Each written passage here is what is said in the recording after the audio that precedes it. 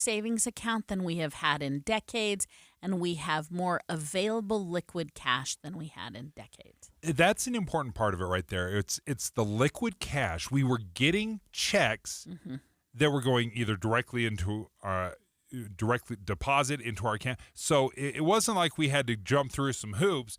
It just popped up. Yeah, and like many of us, I mean, I have to fight against back in the day when I used to get tax refunds, but like when you get a tax refund, I am the kind of person that thinks, oh, free bonus money. I mean, I intellectually understand that I let the government keep it, and I should have and all that. But it was the same with the stimulus checks. I think we sort of thought it was free cash. That's exactly what we felt.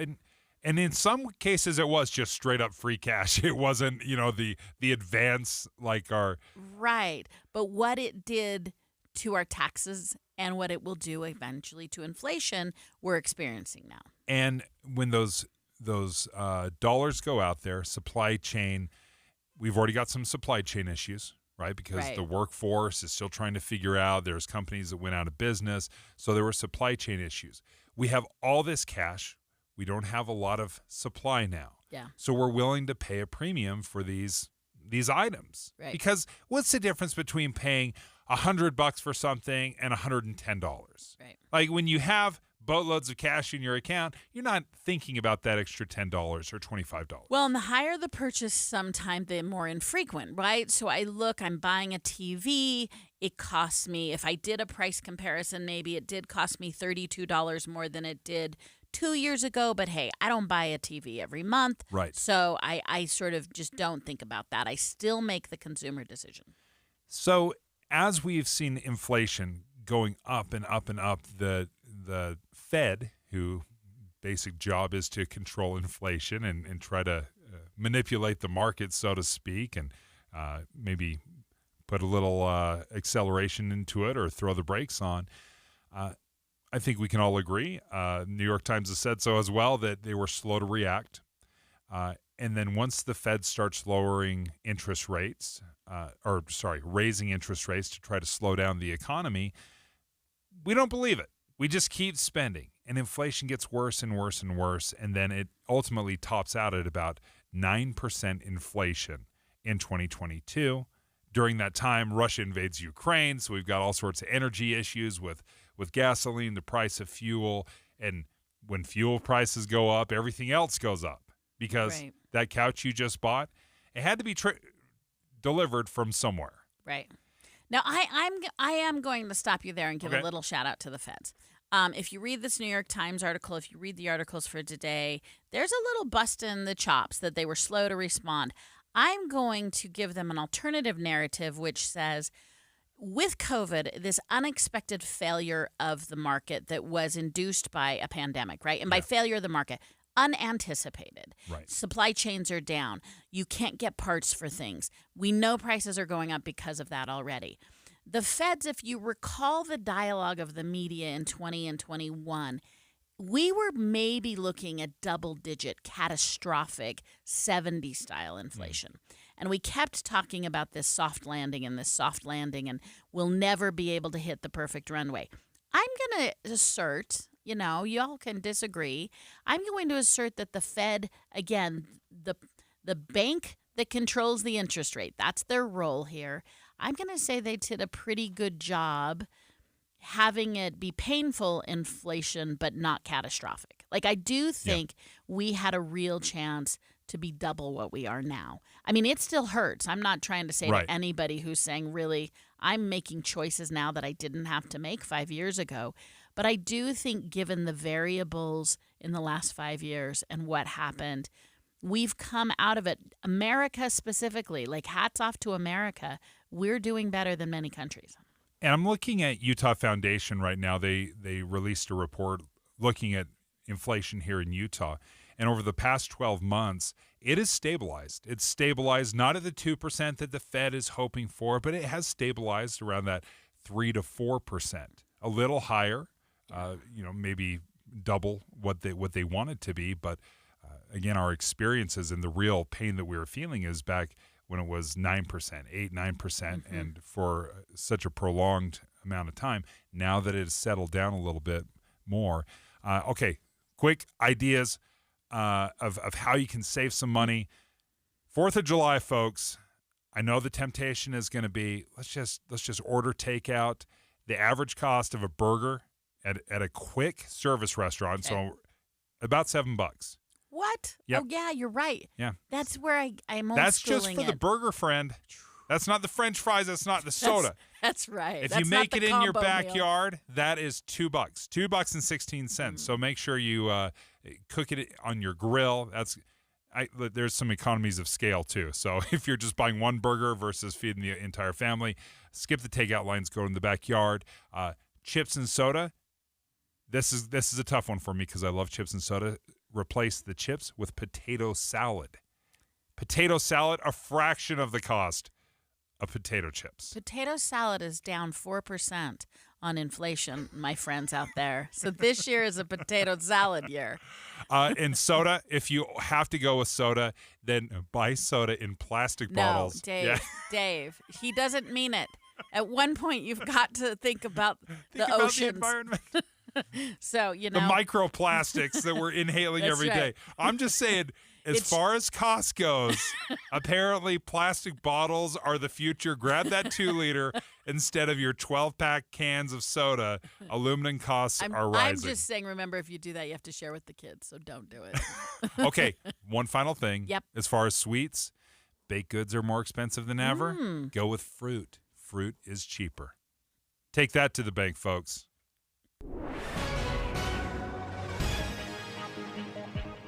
9:30 at KSL News Radio. I'm Tim Hughes. Let's look at some of our top stories this half hour. Trespassing violations have increased at the Old Tinnick Mill in Utah County, but the Division of Wildlife Resources says there's good reason to steer clear. In 2002, Department of Environmental Quality sampled the water and the soil and found elevated levels of arsenic and lead. Two things that I don't think people want to get into their system. Division of Wildlife Law Enforcement Captain Chad Bettridge says they aren't trying to trying to be party poopers just to keep you healthy and safe. He says people who trespass there could be cited and receive a fine of up to $1,000. Our top national story this hour from ABC News: when President Biden and former President Donald Trump face off tonight, it'll mark the first time a sitting president is debating a former one. The stakes are high and the polls are close. This will be the first time in 4 years that President Biden and former President Donald Trump will be in the same room. Two different debate preparations and strategies here. We know the president has been hunkered down at Camp David holding mock debates with his senior advisors. Donald Trump is doing none of that, but he is preparing more than he is letting on, holding more than a dozen policy sessions with current, former advisors as well as Republican allies. Your money at this moment, the markets are mixed. The Dow is up 62, everything else in the red. The S&P down about 6, that's 0.1%. The NASDAQ also off by about 0.1, with a loss of 20 points this hour. Coming up, plenty of sunshine, at least to start the day, but some clouds may bring another threat of showers this afternoon. We'll check the weather next. KSL News Time, 9:33. It's a priority for us at this station to bring you all sides of a story and to talk about the news fairly, completely. Get all the facts and be really aware. Utah's Morning News with us, Tim and Amanda. Weekday mornings 5 to 9 on KSL News Radio. It's hot outside. It's been hot for a while, which means I'm taking like 2 showers a day because I can't handle it. I can't handle being sweaty, so I take a morning shower and an evening shower. I'm so grateful that I have soft water in my house because it's the biggest reason my wife and I decided to invest in a Kinetico water softener is because when you take a shower with soft water, you feel the difference. Hard water is brutal. It's brutal on your expensive appliances, your laundry, but we've noticed it the most on how our skin feels. And my family really has dry skin. We've dealt with that for years. And soft water made a huge difference. We don't need to bathe in lotion every time we get out of the shower. So if you're interested in making that investment into your home, and that's really how we looked at it. We looked at it as an investment. Give them a call. Kinetico is an authorized Kinetico dealer, obviously. 801-576-8600. That's 801-576-8600. Or if you want to find them online, just go to softwaterutah.com. Right now might just be the perfect time to upgrade your living space to one that has, well, a little more space. You've earned the equity in your home. It's now time to put it to good use. Whether it's opening up a cramped or dated floor plan, adding a little more luxury to your bath, or finally building the kitchen of your dreams, Golden West Credit Union has a home equity line of credit for a low introductory rate of 5.49% APR fixed for 6 months. With a Golden West Home Equity Credit Line, you'll save money with no fees or closing costs. And Golden West makes accessing the equity in your home easy with a Visa Platinum Card. Start making the most of your equity today and make your plans a reality.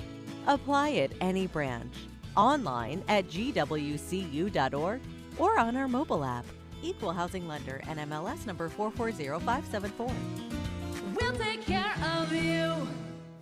Honey, hello, honey. This has to stop. Mowing the lawn? I can't. It grows too fast. You planted grass in our bedroom. Yeah, the green is a great compliment to the blue walls. You planted grass in the hall and the kitchen, too. I know. I love grass. Yeah, I love grass, too, but not everywhere. Does that mean I have to get rid of the riding mower, too? She handles great down the hallway. Mom warned me there'd be days like this. Grass doesn't belong everywhere. So now Utah Water Savers offers an incentive plan to replace your grass with water-efficient landscaping. Earn as much as $3 for every square foot of lawn replaced. Register at utahwatersavers.com and learn what incentives are available in your area. And if you thought money didn't grow on trees, guess again. Add trees to your project from a pre-approved list and you'll enjoy a tree bait. Reducing water use is one of the most impactful long-term changes you can make. So start at utahwatersavers.com. utahwatersavers.com.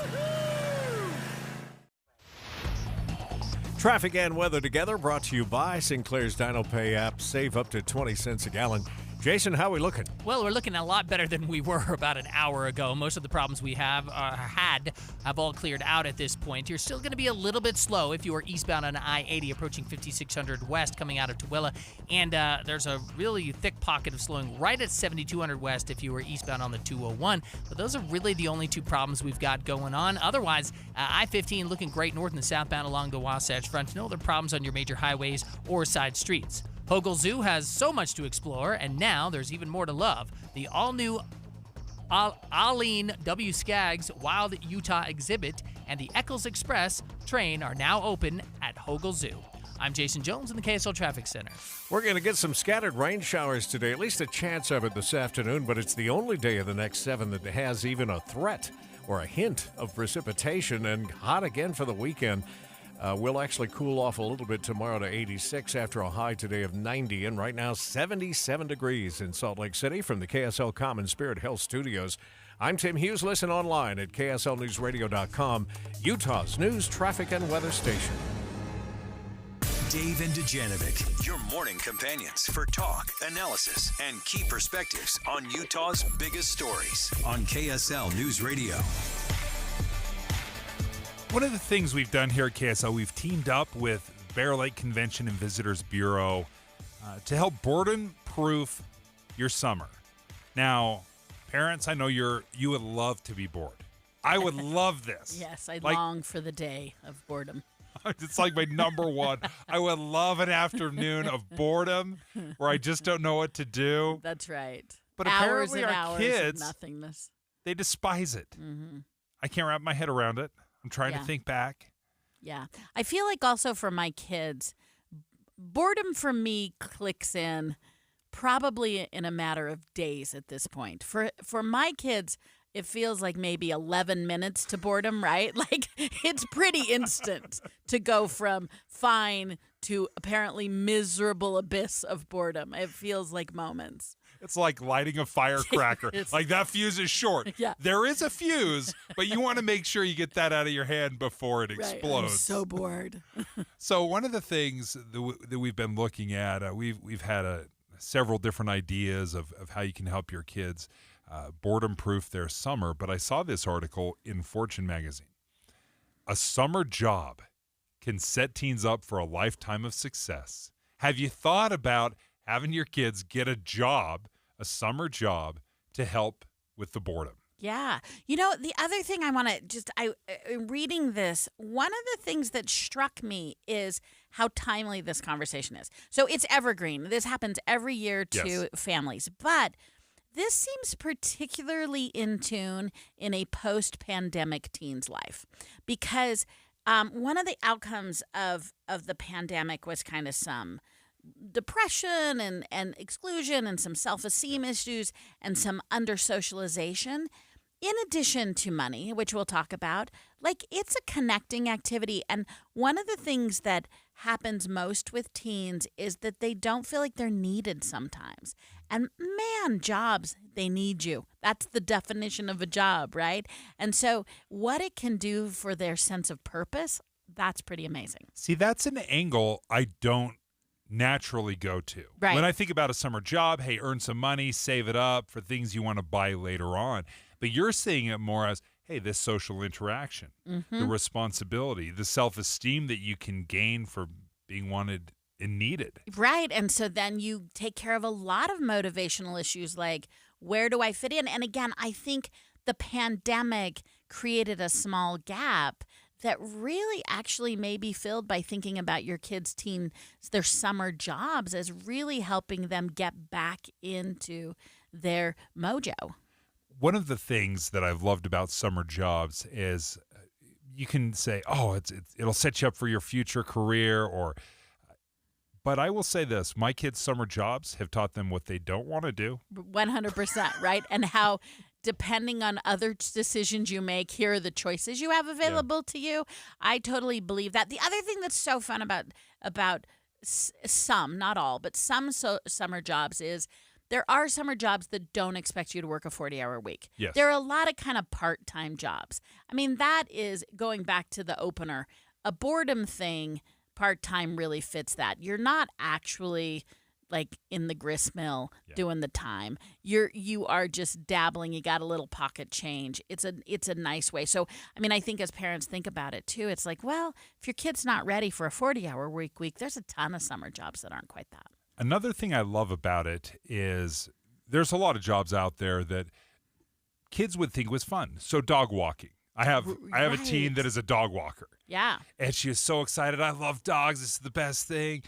And then what they realize is, oh, every job on some level is a job. Yeah. Where you have to be responsible. You have to tell your friends you can't go out and do this activity because you have to do that. And it's great to see them troubleshoot. So, okay, my college daughter's home for the summer, and first part of the summer, she did some dog babysitting for people gone and needed their dogs. First two were like, she loves dogs, beautiful young dogs. She went and played. Third, she didn't think through the difference between a regular dog and a geriatric dog. And she spent 3 days mostly attending to the needs of the gastric needs of the dog. You said great. that delicately. It was great to see her have to troubleshoot through like, nope, honey, it's only you.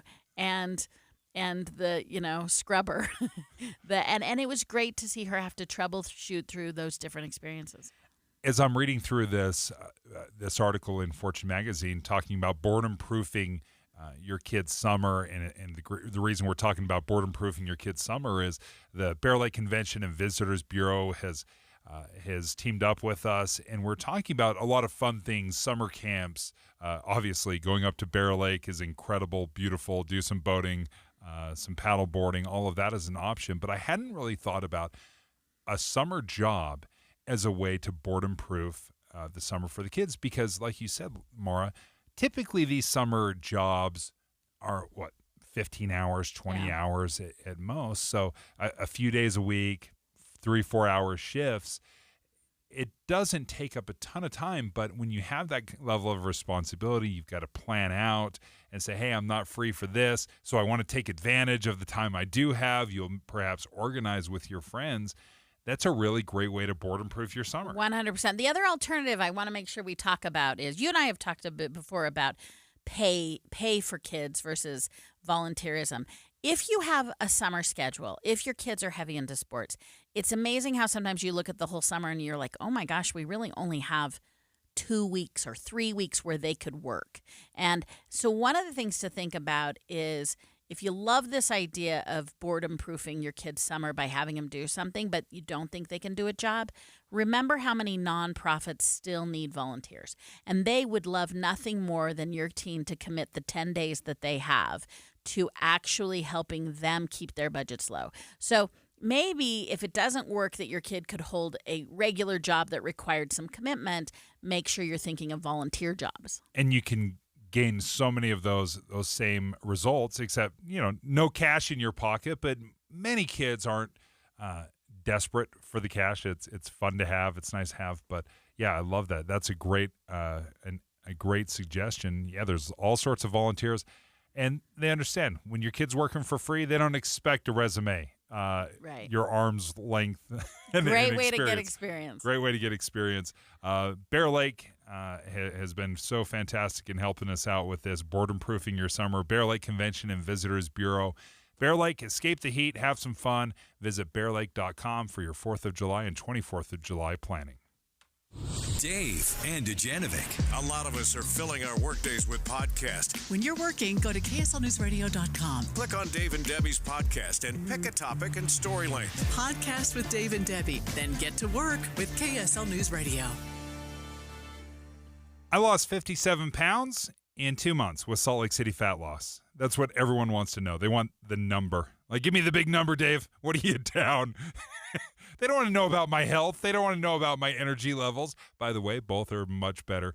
They want to know what the big number is. And yeah, sure enough, with Salt Lake City fat loss, I lost 57 pounds in just 60 days. And the results is what kept me motivated. Losing weight, it's a grind. It's tough. I understand it, but it's not impossible. And with Salt Lake City fat loss, they taught me how to do it safely and naturally. So I didn't do it with surgery. I didn't do it with injections. Also, no point counting. It was an easy program to remember to follow. It wasn't complicated, so I could stay on the program. No crazy exercising routines and no prepackaged meals. The no prepackaged meals was also an important part of this for me because I didn't want to be hooked into buying their lasagna or having them deliver food that I had to prepare. I wanted to just be able to go to the store like a normal person and know what I should buy and what I should stay away from. Salt Lake City Fat Losses program is fantastic. Many clients will lose 20 to 30 pounds in a month or two. Schedule a free consultation at slcfatloss.com.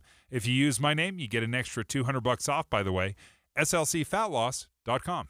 Sign up for KSL text alerts and you could win cash. Text the word cash to 57500 for a chance to win $250. That's cash to 57500. Plus, you'll get breaking news and traffic updates right to your phone. Want to win more prizes? Text contest to 57500. Jazz fans, text the word jazz for breaking Utah Jazz news. And Cougar fans, text BYU to 57500 for the latest on the Cougars. Message and data rates may apply. For an alternate entry method and complete contest rules, go to KSLNewsRadio.com. Good morning, baby, it's a brand new day. Ready to wake up in a new destination nearly every day with Norwegian Cruise Line? Book today to get 70% off second guest to Alaska, Europe, and beyond. Plus, everyone can enjoy their vacation with free unlimited open bar, free specialty dining, and more. Visit ncl.com, call your travel advisor, or 1-888-NCL-CRUISE. Offer ends soon. Norwegian Cruise Line, ships registry the Bahamas and USA. Restrictions apply. The rest of my life gonna start today.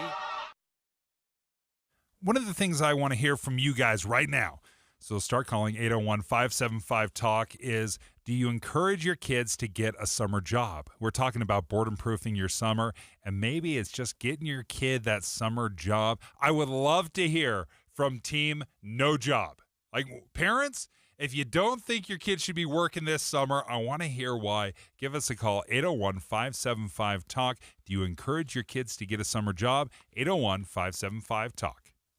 Hey, Benjamin, we've got a surprise for you. What? You have a brother. A $100 bill just like you. Hey, I'm Ben. What? We just got him for joining America First Credit Union and opening a new checking account. And you're going to live together at America First. What? This is nice. For a limited time, new members get a $100 cash bonus when they open a checking account or $50 when they open a youth checking account. So head to AmericaFirst.com and get your money working today. Membership eligibility, terms, and conditions apply. Federally insured by NCUA. When it's hot outside, Air conditioners struggle to keep up. Parts are under more stress, and sometimes those parts fail. What's up, everybody? I'm Mike Wilson with Any Hour Services, and no one helps more homeowners maintain and repair their air conditioners than Any Hour Services. As a matter of fact, last year, over 30,000 homeowners called Any Hour Services for help maintaining and repairing their systems. Any Hour Services has over 100 HVAC technicians to help with everything from maintenance and repair to installing a new system. This summer, there'll be a lot of people told they need to replace their air conditioner, and they'll wonder, do I really need to? If you're told you need to replace your air conditioner and you still have questions, Any Hour Services can give you a second opinion and let you know what options are available. Maybe it just needs a little maintenance or a small repair. Maybe it does need to be replaced, but if you don't feel good about being told you need to replace your air conditioner, don't ignore those feelings. Call Any Hour Services for help with air conditioner maintenance, repair, or to schedule a free second opinion. Google Any Hour Services or schedule online at anyhourservices.com. No one helps more homeowners than Any Hour Services. Hi, I'm Henry Winkler. My eyes are very important to me. My eyes connect me with everything I love. I loved my late father-in-law dearly. He always lit up a room, but his vision dimmed with age. He had age-related macular degeneration, or AMD. And since partnering with Apellis, I've learned there's an advanced form of dry AMD called geographic atrophy, or GA. His struggle with vision loss made me want to help others know about GA's warning signs. For some, colors appear dull or washed out. For others, hazy or blurred vision make it hard to see details, like fine print on price tags. Many have trouble seeing in the dark, making driving at night difficult. GA gets worse over time and cannot be reversed. If you think you have GA, don't wait. Treatments are available. Ask a retina specialist about FDA-approved treatments for GA and go to GAWon'tWait.com. With the three things you need to know this hour, I'm Tim Hughes. First, the Supreme Court has stripped the Securities and Exchange Commission of a major tool in fighting securities fraud, saying some of the in-house proceedings violate the Constitution. Second, an employee with the Davis County Mosquito Abatement District is in police custody after being accused of placing a camera inside of a woman's locker room. He is accused of filming at least 18 different women without their consent. And third, tens of millions of Americans will be viewing the CNN presidential debate tonight, despite many Americans feeling dissatisfied about who's running. We'll have a simulcast live here on KSL News Radio starting at 7 o'clock. Shooting for a high today of 90 degrees, continued chance of showers this afternoon, and right now 77 degrees. Now back to David Dujanovic on KSL News Radio. Dave and Dujanovic. I don't know if we're too late to even have this conversation. It's the end of June. Yeah. What are your kids doing? Hey, this is the reason we're talking about it, because we figure by June 27th, your kids are probably climbing up the walls right now. Yeah. Well, let me just tell you, as a parent whose kid got a job this week, and you're like, Maura, you're one of those. In her, let me get even worse. We vacate, like she had some camping trips, and we had a family vacation. Yeah. So her job hunt started late, and she had a lot of no's, a lot of like, no, we filled our summer jobs 3 weeks ago, 4 weeks ago. But let me just say to the parents who are like, no, I like this idea, Dave, but I'm going to have to park it till next year. While my daughter did orientation yesterday at a reputable supermarket and is starting her summer job this week. Can we talk about what her job is? Yeah, I know there's this job intellectually. I didn't realize. Yeah. I guess I didn't put a face to the job. I'm heavy processing. I'm going to give it a title, Dave. If we're gonna play it up, Got to have a title. She is the head. Okay, that's the part I'm making up. The head fruit cutter. Now, we just had a segment how fruit is the dessert of the summer. Yes. She is a fruit cutter at the supermarket, which you and I both know. We've bought the pre-cut. Absolutely. I intellectually understand someone who knew this was actually going to be described as a summer job. So starting this week, my daughter will be a fruit cutter at a supermarket. My guess would have been this is just duties as assigned. And maybe it will be. Hey, but it was hired as a fruit cutter. She, I feel like she's upwardly mobile here, but fruit cutter's the starting place. I'll tell you, in my family, I would never cut another piece of fruit. It would be like, well, you're the professional. I know, you're exactly. literally the professional fruit cutter. Sorry, getting distracted. We're actually taking phone calls on this. This is Maura and I. We could talk all day. And I forgot. You were part of this conversation, folks. 801-575-TALK. Do you encourage your kids to get a summer job? I really would love to hear from parents right now that are like, no summer jobs here at this house. And I want to know why, because I'm sure there's a good reason for it. And maybe it's as Maura described. We have family get-togethers. We have family reunions. We're traveling. We don't want for the $15 an hour job to be changing our plans and our family's plans because you have to be at work. 801-575-TALK. Do we have any phone calls? I'm trying to load things up right now. Who do we have? You're going to have to help me. Blake? All right, Blake, give us an idea. Where do you land on this? Sure, yeah. I don't have any kids myself, but I do the hiring for a retail store. And the one thing that I would advise parents is to encourage your kids to get a job, but don't do more beyond that, because the number one, I would say, turn off the hiring is when mom or dad comes in and hands us the application or does a lot of it. I think that's a pretty quick way to go, okay, I don't know if this person is going to be reliable, if they want the job. So I would just recommend that parents encourage their kids to get a job, because a lot of the kids that we have, that have graduated high school and never had a job, they're a little bit behind the curve of those who maybe had worked. But make sure that you're letting your kids have the opportunity of the job, and it's not something that you're just trying to get them out of the house so you kind of do all the work for them. And that's my take. Blake, what a great point of view to bring into it. Like, yeah, if you're a hover, why don't you just hover at the house with your kid? Like, this should totally be a go out into the world and figure it out moment. I love that advice. That is outstanding, because you do have to remember, if your kid's not invested and they don't want to be there, everyone at the job is going to feel that radiating off them. Like, I don't want to be here. That kind of negativity. Yeah. And this is like a big growth moment. So I love Blake's description. Like, the moment he started to say, hey, listen, here's the deal. If you're turning in the application form already, not great. Great advice. Okay, Jake in Magna. Jake, where do you land? So, and can you guys hear me okay? So sorry. Sound great. Okay, good. I wanted to give point of view as somebody who worked his junior and senior summer of high school. That became the precedent, became the footstool for me to get a job at college, and that job I was able to keep for 5 years. And because I had that job for 5 years, that's what landed me my job after college. And I mean, it really became the foundation point where I learned to work, because regardless of what degree you go into, if you don't learn to work, you may not get hired for the job. And everything kind of played into the key role to what led to my career today. So did you keep the topic of your summer job, or was it just the skills of working that you think launched into your career? It was definitely the skills. I mean, it was more of a customer service role, but because I showed resilience and longevity in my role for over a year, I even worked part-time my senior year of high school. It showed my college boss that I was working for in administration, hey, this guy's accountable. We can give him responsibility for these things. And whilst college students jump around jobs year over year, I held mine for 5 years. And that speaks to your next employer that you want to stay for longevity. So do you feel like you had to compromise your social life in college by being a responsible job performer? Not when it came to being able to afford the dates I wanted to go on. There you go. You were a good date.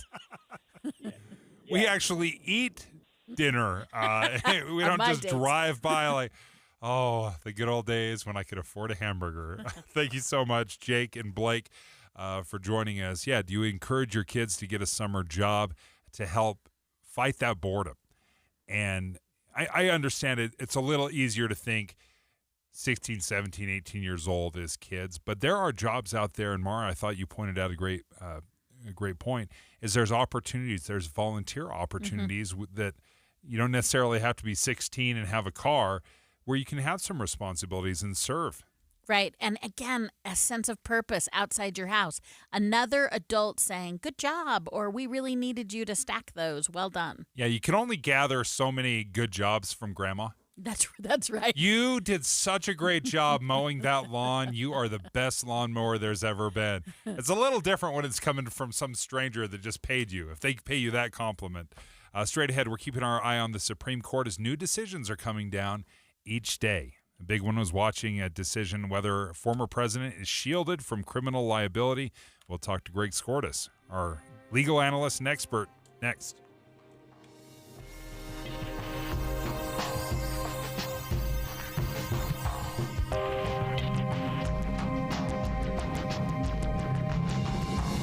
KSL FM Midvale. KSL Salt Lake City. From the KSL Common Spirit Health Studios, this is KSL News Radio.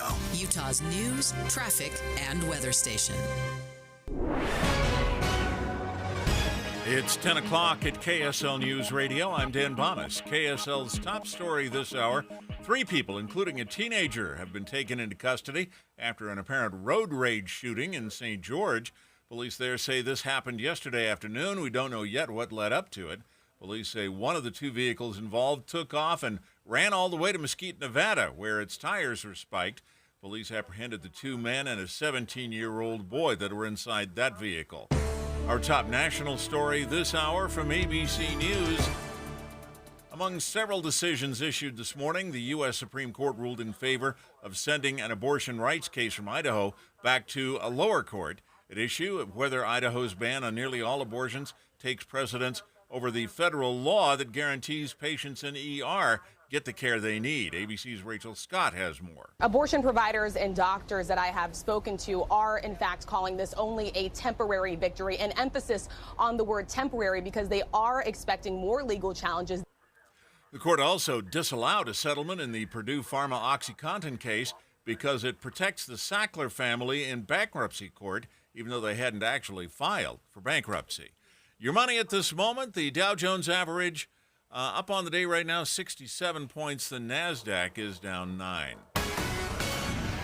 And our KSL weather, got a good chance for a thunderstorm today. That's next. KSL News Time, 10:01. Here's a way to get breaking news updates anywhere you go. At the store or in a work meeting, you can get breaking news on your phone. You can quickly read it, swipe, or click for more. It's super discreet, super fast. That's the app for KSL News Radio. 911, what's your emergency? Someone on the other line said they kidnapped my son. On September 12, 1995, McKay Everett disappeared from his home in Conroe, Texas. There was no sign of forced entry. It was just as if McKay had walked out of his own free will. And to this day, McKay's mother, Paulette, feels that justice was never truly served. Ransom is available now. Listen at ransompodcast.com or wherever you get your podcasts. Hey, summer's here. Better replace your old air conditioner with up to $4,450 in incentives from First Choice Heating and Air on a new day and night system help. Don't put it off. Have First Choice Heating and Air install a new day and night heat pump, AC, and furnace and get rebates and tax credits totaling as much as $4,450. You'll be cool all summer and save on your energy bills. Hi, this is Rob Freeman. Click online to firstchoicecool.com. We have you covered. The difference is day and night at First Choice Heating and Air. For the right repair and the right paint, the right choice is manufacturer-certified Martins Collision Repair. Hi, I'm Tiago Martins, and few have met the rigorous certification by Kia, Dodge, Infiniti, Chrysler, Jeep, Nissan, Hyundai, and many others. But it's one more reason that Martins is your right choice. Check online at martinscollision.com. On State Street in Orem and in Salem, we work with all insurance companies. The right repair, the right paint, the right choice. Martins Collision Repair. If you love flowers and can't imagine a better time than strolling through fields of new and unique blooming varieties, you won't want to miss the Olson's Greenhouse Trial Garden, a stop on the Hidden Garden Tour this weekend only. Hi, it's Brian with Olson's Greenhouse, and our family has been growing beautiful flowers and bedding plants for over 80 years. I always say the best part of my job is traveling the world to find new and unique flower varieties that Olson's Greenhouse can grow for you and your landscape. We bring these new varieties back to Nola Ray's garden. Our trial garden and research Beach area in Santaquin, Utah, where we make sure these new introductions will perform in our unique Utah climate. You won't want to miss a rare opportunity this weekend only when we open these normally private gardens to you as part of the Hidden Garden Tour. So join us for food trucks and flowers Friday the 28th through Saturday the 30th at the Olson's Greenhouse Trial Gardens, a stop on the Utah Hidden Garden Tour. For more info, visit ogg.com or Instagram at Olson's Greenhouse Gardens and get your tickets at hiddengarden.org. Traffic and weather together, brought to you by Sinclair's DinoPay app. Save up to 20 cents per gallon. Here's Jason Jones. And the further we go along through the morning, the better the traffic looks. It's not too shabby now coming out of Tooele. You're going to find a minor amount of slowing if you are eastbound on I-80 approaching 5600 west, but that's pretty much it. The 201 looks like it's all cleared out at this point. Northbound I-15 running a little less than 70 miles an hour now through the Sandy area. It's like just a bunch of extra cars on the road and maybe a slow-moving vehicle or two, but that's pretty much all we've got going on. Belt route looking good. No problems if you're southbound I-15 coming out of Weber and Davis counties. Catch America's Freedom Festival in Provo. Fun for everyone with July 4th's Grand Parade, food vendors, hot air balloons, and a fireworks show with concert Stadium of Fire featuring the Jonas Brothers. Visit freedomfestival.org. I'm Jason Jones in the KSL Traffic Center. And our weather today, thunderstorms, about a 50% chance here on the Wasatch Front, and could turn into more serious storms in eastern Utah. Then things dry out and warm back up. We should hit 99 again by Sunday. Right now, 81 degrees, partly cloudy. I'm Dan Bomas from the KSL Common Spirit Health Studios. Listen online at kslnewsradio.com. We're Utah's news, traffic, and weather station. Dave and Dujanovic, your morning companions for talk, analysis, and key perspectives on Utah's biggest stories on KSL News Radio. The clock is ticking. Tick, tick, tick. The Supreme Court is starting to release the last batch of rulings. Recently, they dismissed an appeal over Idaho's strict abortion ban. They did it because they're a leaky ship right now. For some reason, they're either blatantly or because of mistakes, some of their rulings are getting leaked out to the press before they are officially done. That happened with the Dobbs case a couple years ago, and then again with this. ABC senior national correspondent Terry Moran is at the Supreme Court. Right now, that Idaho law has been stayed once again, and so the women in Idaho can get the care, the emergency care that they need, if that includes the termination of a pregnancy in Idaho. In this case, what they have done is they said, we can't decide it right now. And the reason is, although the court doesn't explain itself, Justice Amy Coney Barrett does write and notes two developments that make this wrong to decide now. The Idaho Supreme Court revised its law in an opinion after the court got this case, and the Idaho State Legislature revised it after the court got this case. And another case that we're keeping our eyes on is regarding presidential immunity. Maura Carabello is filling in for Debbie Dujanovic today.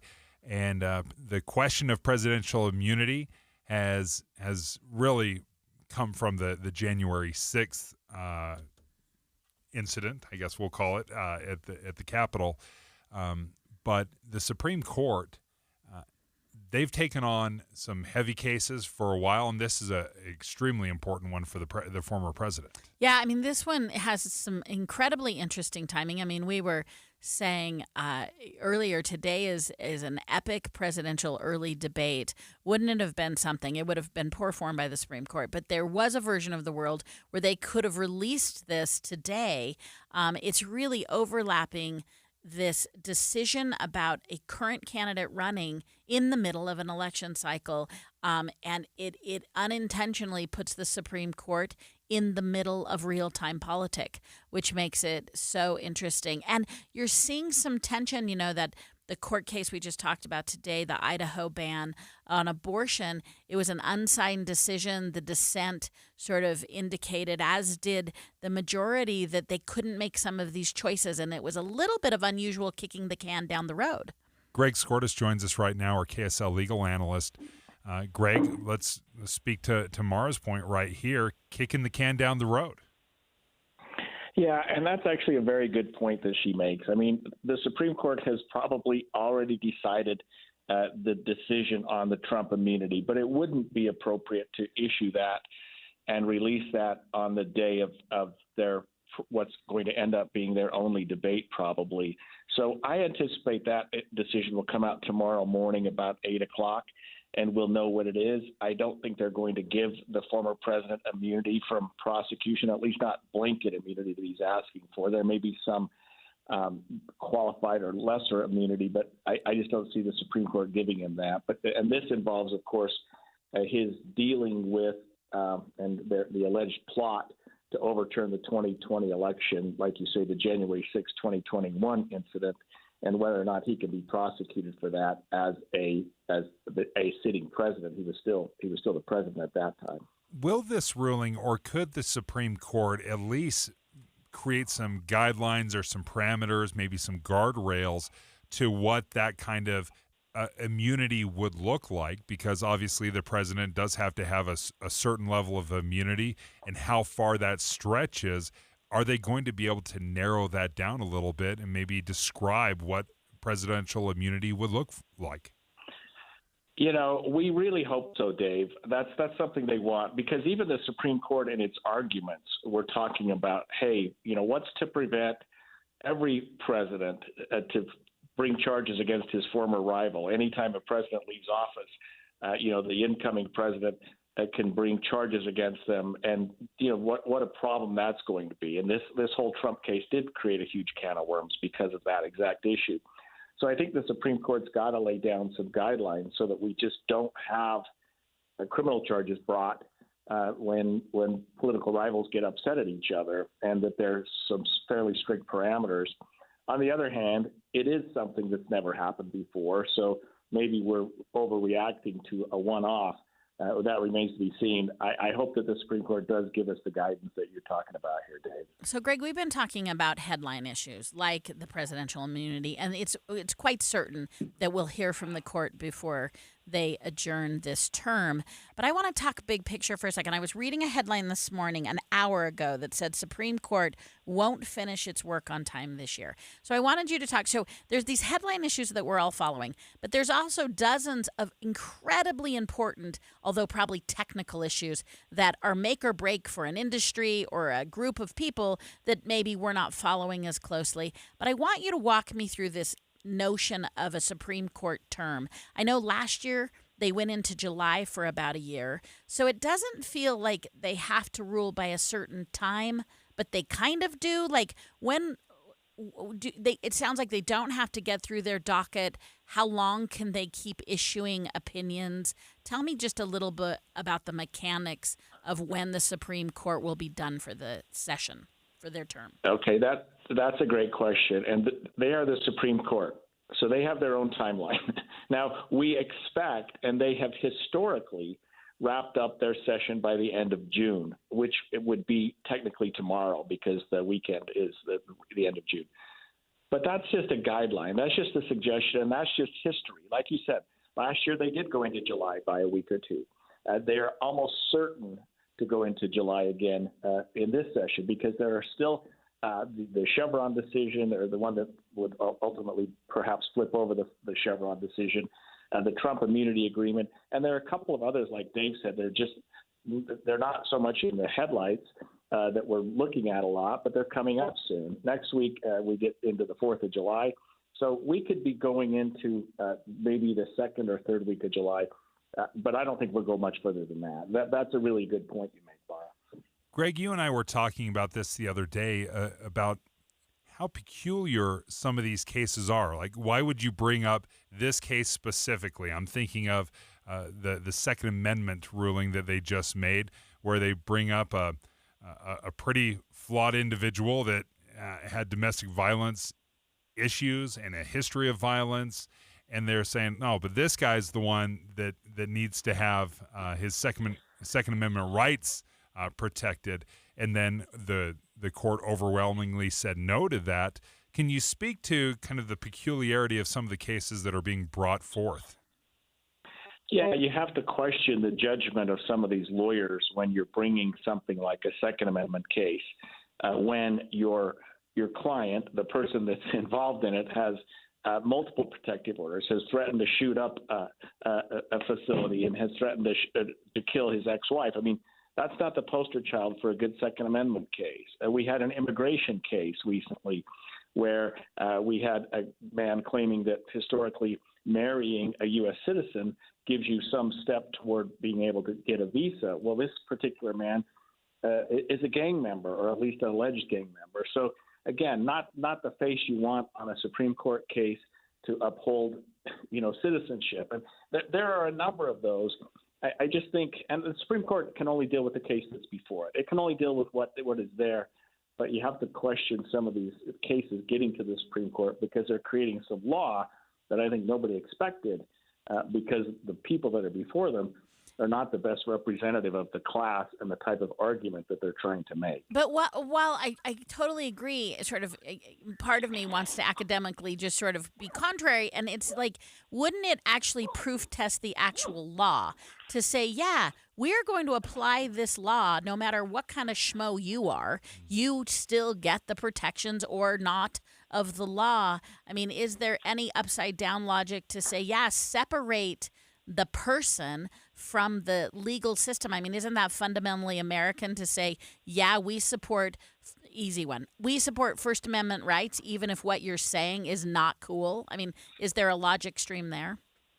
No, I agree. And I think the Supreme Court has to consider that when they're issuing rulings, Maura. You're a genius. You're right. The Supreme Court has to look at it and say, look, we're blind. Justice is blind. We have to look at the facts. We have to look at the law and decide what the Second Amendment means, what the 14th Amendment means, what the First Amendment means, notwithstanding the nuances of a particular case, because we have to rely on the Supreme Court opinions in the future. We're always looking at our cases. We're always looking at how they fit into the niche of prior Supreme Court precedent. And so, yeah, I mean, you kind of just have to take the case that's before you. Greg Skordas, thank you for joining us. KSL legal analyst, looked into his crystal ball, and he was figuring out, he thinks that maybe this presidential immunity case might come after the debate tomorrow morning, 8 o'clock. We're not going to hold you to it, Greg, but I love a little guess. I love me a guess, so thank you so much for joining us. When we come back, I'm hoping this is the last time we talk about it, but I do feel like we need to talk about this. It was the postage on your ballot. Whether or not Utah County was going to pay for it, they said, no, we're not paying for your ballot. If you want to mail it, you're going to have to put a stamp on it yourself. I'm going to wrap it up. Did it affect voter turnout? Next. Dave and Dujanovic. You know KSL is the only news radio for your car, right? The only news radio for your smart speaker. Come here in the morning. It's the latest news and traffic. In the afternoon, news and updated weather. We have you covered at KSL News Radio. Find the best treasures in the best place. This is the place, Heritage Park. Go finding, go exploring, and go gathering delicious eats and special treats, all while learning about Utah's deep roots and history. Enjoy wide open spaces encompassing 450 acres of state park space. Be hands-on in the farm animal petting area, or simply meander through a treasure trove gift shop loaded with exclusive items within Utah's destination gift shop at This is the Place Heritage Park. You're sure to scout just the right gift to commemorate whatever occasion for that special someone, and in an exceptional way. From gorgeous, authentic, vintage turquoise and Native American jewelry and pottery, novelty barbecue rubs, candles, soaps, honey, and more to help you create a custom and personalized gift they'll love. And if your special someone is obsessed with Jellycats, you can find the latest releases of fun there too. Open up your world to new possibilities and a place for everyone to explore. This is the Place Heritage Park. A place and Utah State Park for gifts and fun for everyone. For visitor information and more, visit thisistheplace.org. We're just hours away. I feel inspired. The first debate for America's top job. We're going to have great success. I think we're going to have a tremendous election. Get full coverage and analysis from the Utah voices you trust to be fair. And listen to the CNN presidential debate tonight at 7. Simulcast live here on KSL News Radio. Hey, let me tell you, I had a house.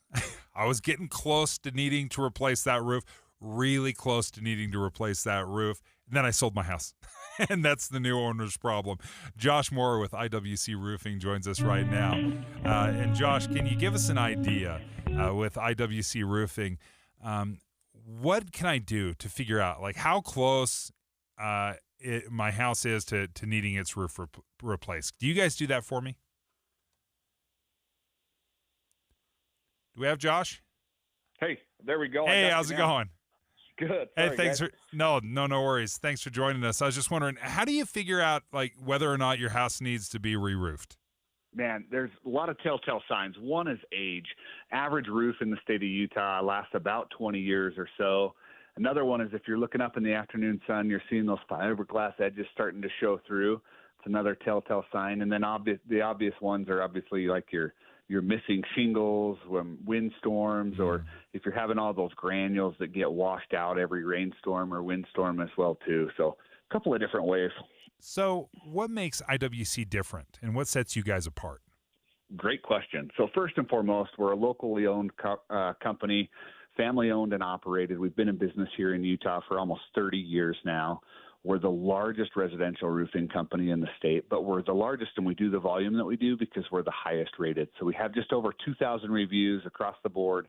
We're a 4.9 star rated company. And for us, it's not about just making money. Every business has to do that. For us, it's about building good quality friendships and relationships that last. And that's why we spend so much time dealing with referrals and word of mouth and previous customers. And you've got a great deal going on right now. Can you speak to that? Yeah, absolutely. It's huge. So we're running the biggest promo we've ran in almost 30 years of business. So $2,000 off an entire roof purchase. You don't have to buy today. You don't have to have the appointment to look at it today. We just have to call in during the show and you'll qualify for that $2,000 off. And then if you do end up booking with us the day of the appointment, though, we're going to throw in an extra $250 Amazon gift card just as our Independence Day special. And then in addition to that as well, too, we've got lots of killer financing options. So we can get you into a new roof for as low as $100 a month a lot of times. So wow. Pretty killer. That's great. Give them a call, 801-232-5690. That's 801-232-5690. Call now before the show ends to get all those great deals, or you can visit the website, iwcroofingutah.com. Getting help with plumbing repairs is easier than you think. All you have to do is call Any Hour Services or schedule an appointment at anyhourservices.com. No one helps more homeowners than Any Hour Services. Dave and Dujanovic. This story kind of makes me chuckle. I chuckle because just because it doesn't bother me doesn't mean it doesn't bother you. So enough people... This story is bothered that we're going to continue to talk about it. But earlier this year, Maura, by the way, Maura is filling in for Debbie today. Maura Carabello with Tesoro Group, also host of KSL at Night. Whew, that was a full lung full of words that came out of my mouth. That was almost like music. You had to breath manage there, Dave. That was good. I was running out. I didn't have any breath left. Okay, there's this story. I love it and kind of despise at the same time. So Utah County made headlines and said, we're going to send out, the mail-in ballot. We're going to send that all out. But if you want to mail it back to us, you're going to have to throw a stamp on it. 68 cents. Just to check on how much this will cost you. 68 cents. I have totally lost track of and what. And that's why I had to stamp. look it up. I'm like, how much is a stamp? You absolutely Googled that. Yeah, I did because I still have an old rolled up forever American flag stamp roll that I bought, and I don't know like what 29 forever cents. is. You put like 13 stamps on it just to be safe. It's forever. So 68 cents is the cost of a first class mailing now. So if you do in Utah County want to mail in your ballot, they're asking you to put on a stamp. That's 68 cents because someone has to pay the U.S. Postal Service if they're going to deliver it. So typically the county will pick that up and pick up that cost. That's what the Utah County clerk is saying. And he said, we can save up to $100,000 if you send it yourself, if you pay for that postage yourself. If you want that convenience and you don't want to drive it to a drop box, or if you don't want to vote in person, then it's going to cost you 68 cents for the convenience. Yeah, to the man who is earning a paycheck through my tax dollars, I say, I don't think so, buddy. Like, this is democracy. And no, I mean, like, his salary is paid by my taxes. Voting is fundamental. I'm with you. I'm all whooped. I'm on Lieutenant Governor's team here, where they weigh in and say, wait a minute, reminding voters that they don't actually have to pay the postage in their ballots. I love what she said in real. I'm remembering, but if I recall when it happened, she's like, listen, you just mail that in. We'll take care of it. We'll send him a bill. Don't worry about it. The other thing he's not pointing out is, Dave, it would cost you and I 68 cents. That is not what it will cost the government or the county, because all elections are done by bulk rates, and bulk rates are significantly less. And we've had these in place forevermore, and parties get bulk rates, and certainly clerks get bulk rates. So it's actually cheaper for all of us if he does it. Now, there's two things that I will say I appreciate. Number one, any sort of elected official that tries to spend less money and save some money, I'm grateful for, because most of them just feel like, I love this blank check. I do love me a blank check. So you shave that off of your salary, I'm good to go. But like my right to mail, I'm not giving on this one. I'm going to obstruct the whole time. I mean, my right to vote is not where you save money. Yeah. Okay. So you're totally not wrong. You're $30,000 or $50,000 that you're saving. If everyone saved $30,000 or $50,000 in their department across all of the federal, state, local government, that's how we start balancing a budget, which we haven't always done. You're right. This one isolated incident is not going to it's not going to show up on your property taxes. That's like, right. Oh boy, it's really affordable. Finally. Yeah, I got 1 cent back that I wasn't expecting. But remember, he also made an interesting argument. He did not throw down that he was saving us money. He mostly focused on election integrity. True. Yeah. Which I think is probably the stronger argument. Whether you agree with it or not, because think about it right now. Tell me about that. Okay, I'm passionate about this because I am absolutely a dropper offer. I take my ballot and I drop it off for no other reason than I always procrastinate. I forget about it and I just drop it off. Okay. I haven't really thought before of, what happens if I put it in the mailbox and they come and pick it up and put my 68-cent stamp on there. We do. If I drop my ballot off in the drop box, right, it is like Fort Knox at that point, right? It's double locked up, it's padlocked, and if someone is going to collect the ballots, they have to go like side by side, 2 by 2. Yeah. Everybody is checking everybody else. They package it up and they seal it, and they are handling these things with kid gloves, and they're tracking them. And they're making sure that no impropriety is happening. Okay. But you don't think that's true when you drop your grandma's birthday card and your utility mail in, because I don't know why you don't do automatic, but you don't. So you drop that into one of those classic blue boxes. Why does that not have the same level of trust for you? Well, I'm trying to figure out, why are we so hyper focused and careful about tracking it in the drop-off ballot box? Yeah. But if I put it in, in my mailbox, right, for the mailman to come pick up and pull it out, like it passes through a million different hands. It passes through, a million different vehicles and tracking it, and I have no idea where that's going. It's not that I don't trust it. But yet you trust this system to mail money to people.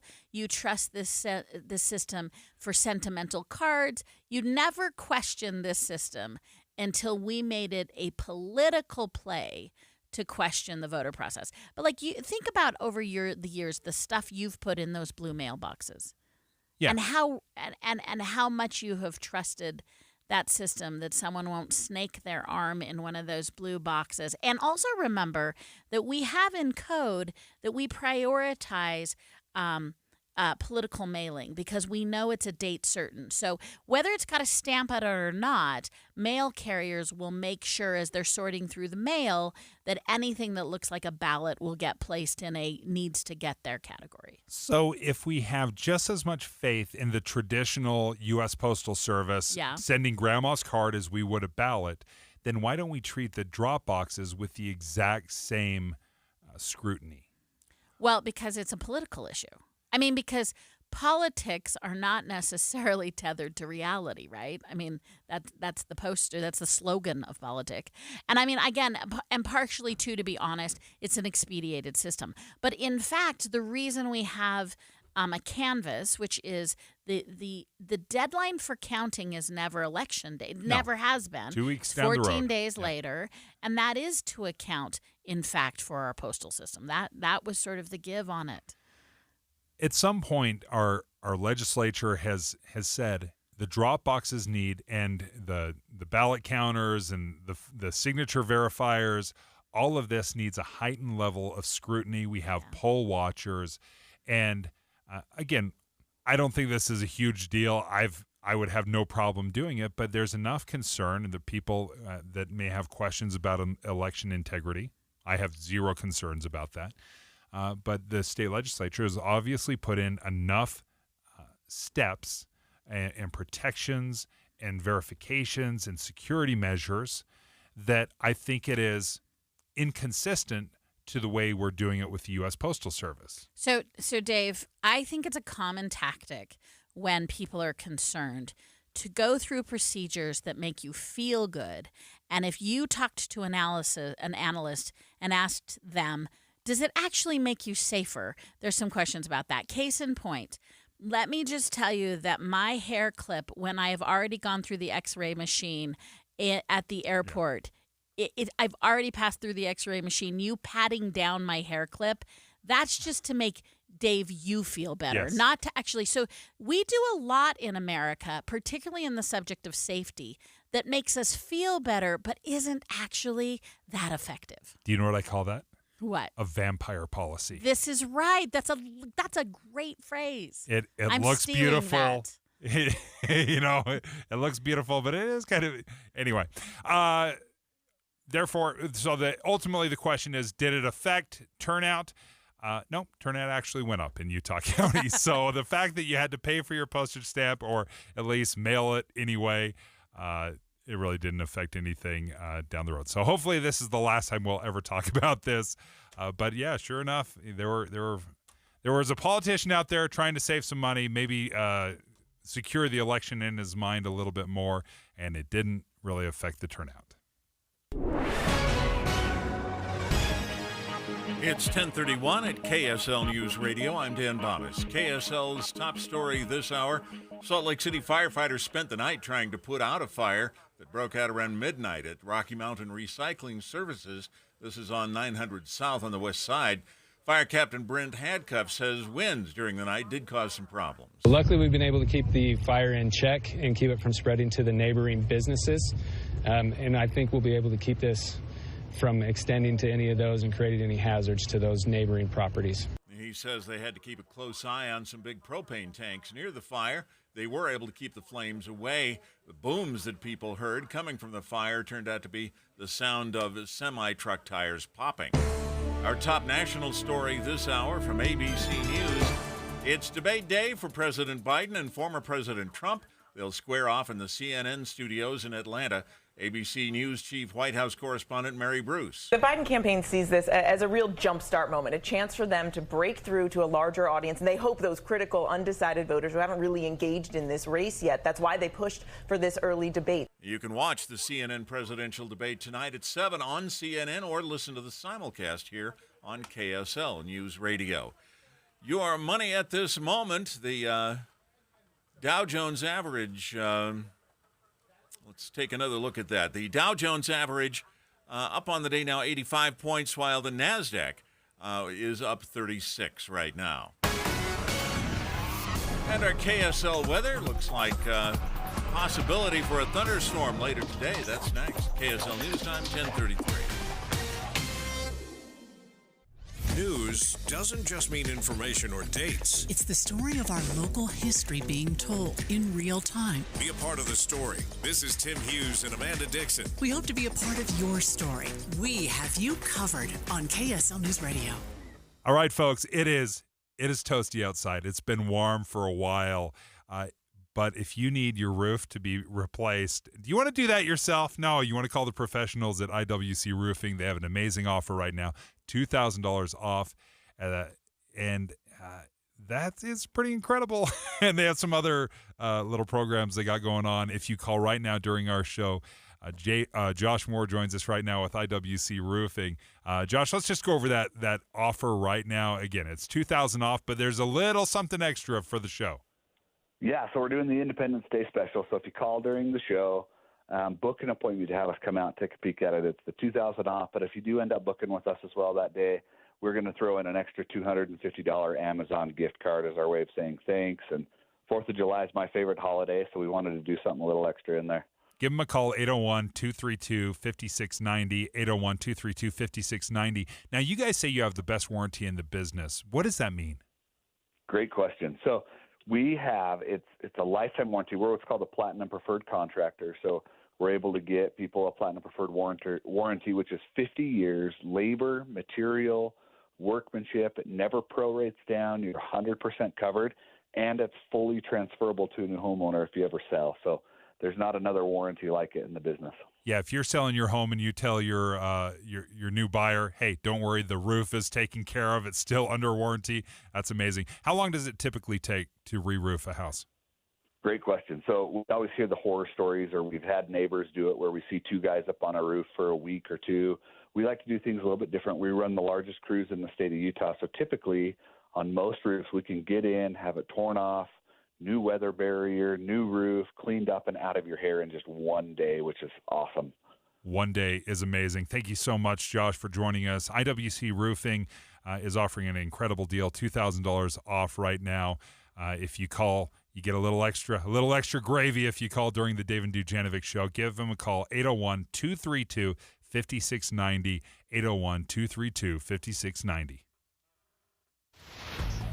Traffic and weather together, brought to you by Sinclair's Dino Pay app. Save up to 20 cents a gallon. And here's Jason Jones. Got a car halfway down an embankment. This is on the ramp from southbound 215 to go eastbound on I-80. It looks like they ran over something that stopped them actually from going all the way down the embankment. So at least that's somewhat good news. Use some caution when you pass through that area. So far, not really causing any major delays. I-15 is looking pretty fantastic north and southbound all along the Wasatch Front with no accidents or delays there. No other problems on the Belt route or any of the other major highways or side streets. Attention Wasatch Front business and property managers. Have winter conditions damaged your parking lot, asphalt, or concrete surfaces? Call Go Pave Utah to get on their schedule. GoPaveUtah.com. I'm Jason Jones in the KSL Traffic Center. And we expect about a 50% chance of a thunderstorm this afternoon on the Wasatch Front, and that could get a little more intense as we move into eastern Utah. And then tomorrow things will clear up, but it'll get warm by the weekend, 99 on Sunday. Right now, we're at 82 degrees. It's partly cloudy. I'm Dan Bomas from the KSL Common Spirit Health Studios. Listen online at kslnewsradio.com. We're Utah's news, traffic, and weather station. Dave and Dujanovic, your morning companions for talk, analysis, and key perspectives on Utah's biggest stories on KSL News Radio. I want to talk about energy because I know my air conditioning unit is running 24/7 right now. No kidding. We are using all sorts of energy right now. Thank you, Cole. Or natural gas, whatever is. I have no idea what's producing my energy, but I'm grateful that it is running my air conditioning unit right now. Maura Carabello is filling in for Debbie Dujanovic today, Maura. And as we were preparing today's show, we started talking about nuclear. I don't even know how we started it there. I don't either, yeah. And I stopped you right there. I said, I don't even need a good excuse to talk about nuclear energy. I love talking about this. And every time we talk about nuclear, the phone lines light up. People love talking about this. So the problem I have with it, I have no idea where we're at because you hear all of these projects and they're trying to get approval for this. What do we know about nuclear energy right now? We know that it's not the same thing it was 25 years ago, right? We used to build, we didn't, America didn't, but internationally we had these huge facilities. And now one of the things I'm most interested in learning more about is this small cell, these small nuclear reactors. They're really compact. They punch some power. But here's what I'm going to wonk for a minute about why nuclear is so interesting to me. Two things. One, it's clean, right? It is in the clean category. Yes. And then two, it's what energy folks would call durable, which just means like it is actually a real alternative 24/7, 365. It's reliable. You can count on it. It's not dependent on weather conditions. So I don't need a sunny day for No. solar or a windy day for... Yeah, and I join the many who say, hey, it's an all of the above. We have to have alternatives. But man, what I think nuclear has going for it is that it's durable, we can rely on it, and it's a clean energy. But there's so much more for us to understand, I think. Joining us right now, Sean Hughes, a nuclear project expert. Sean, thank you for joining us. And why do you think we're so hesitant to embrace nuclear right now in this nation? Well, good morning first, and thanks for having me. I think it's really a matter of education, and it's understanding the entire energy landscape and the needs. Nuclear is 24/7, 365. It is clean, and it is a complement to other sources.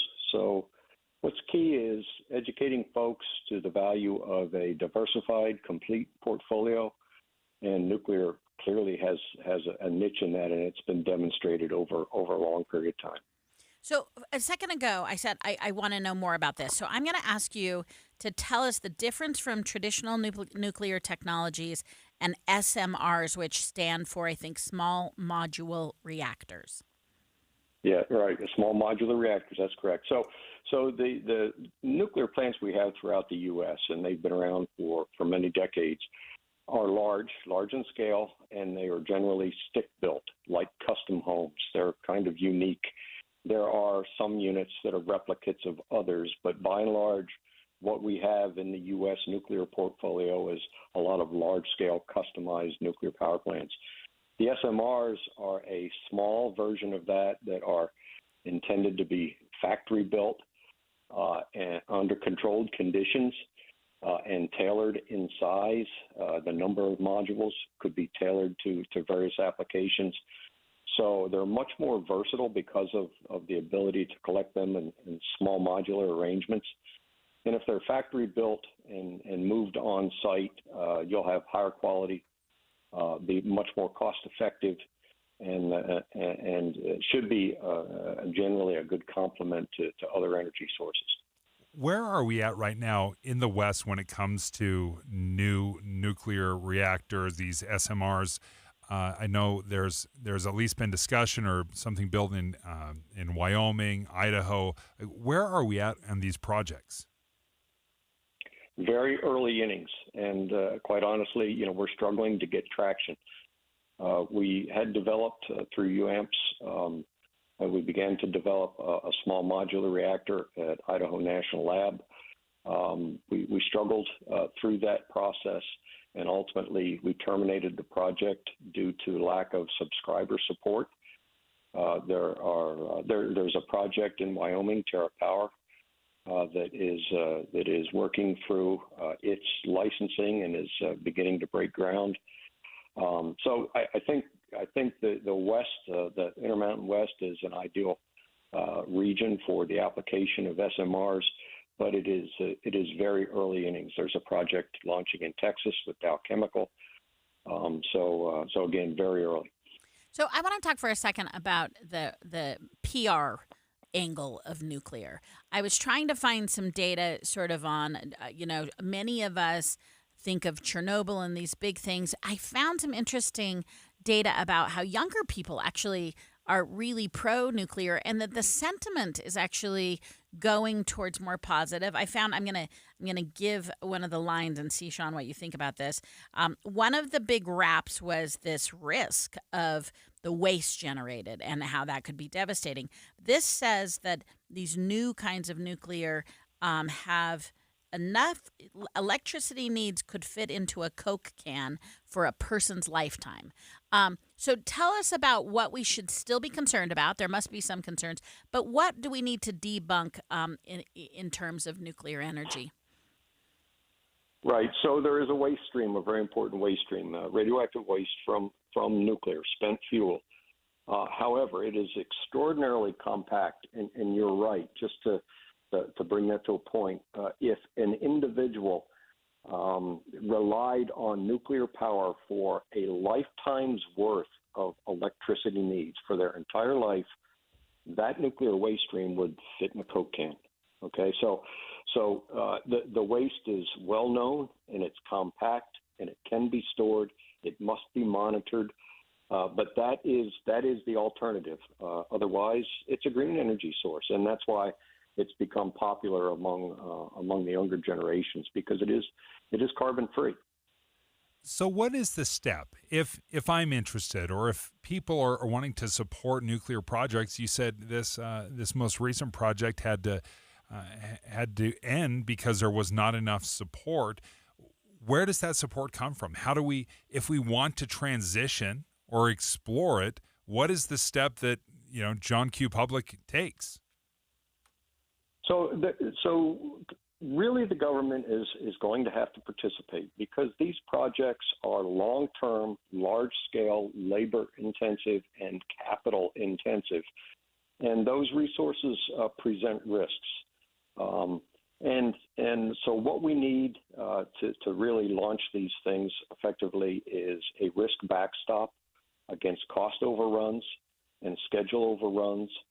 This is where the government and the Department of Energy can play a role. We need infrastructure support, transmission, the grid, and so that is a matter to be taken up in the political realm as well, to be sure that the environmental reviews and so forth will support transmission and the grid infrastructure. But mostly it's the financial backstop and the risk backstop, and then you've got to assure that you've got the trained labor.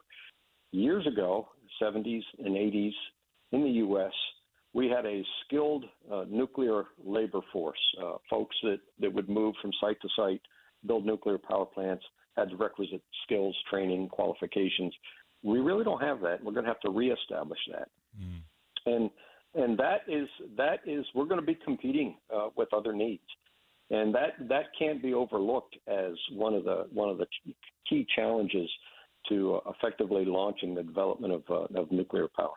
Dr. Sean Hughes, thank you for joining us, a nuclear project expert, and we want to take some phone calls on this, because again, every time we talk about nuclear, I think there's a little bit of this belief, Maura, that I've noticed, is I think people are like, yeah, that's going to happen. That's, we're moving toward that. But then when we hear Dr. Hughes say, one of our projects just got shut down because there wasn't enough support. Right. What's the next step? And what are you willing to do? Is this the priority you want to make it in? Right. It's an interesting question. Well, we appreciate Dr. Hughes for joining us. I think we got to continue to talk about it as an alternative, not in replacing coal, oil, natural gas, solar, wind. But why can't we do all of it? Yeah, I've always found it odd. I think he's bringing up this gap. So to talk about the gap is something we'll do in the future. Yeah. Dave and Dujanovic. Dave and Debbie go out of their way to make sure you hear all sides of a story. They're working the phones to get several viewpoints on for you. Hi, it's Tim and Amanda. We get you the full story, too. We have you covered on KSL News Radio. I love it when something just clicks. I carried around way too much weight for way too long. Then everything changed. What clicked? For me, what clicked was SOTA weight loss. SOTA stands for state-of-the-art because it is. It's state-of-the-art, and that is why it clicked for me. Having my own nutritionist and coach every step of the way clicked. Not worrying about counting things or mixing this and that, it clicked. Breaking bad emotional eating habits and replacing them with good, healthy habits that will stay with me forever, it just clicked. You know what else clicked? My belt.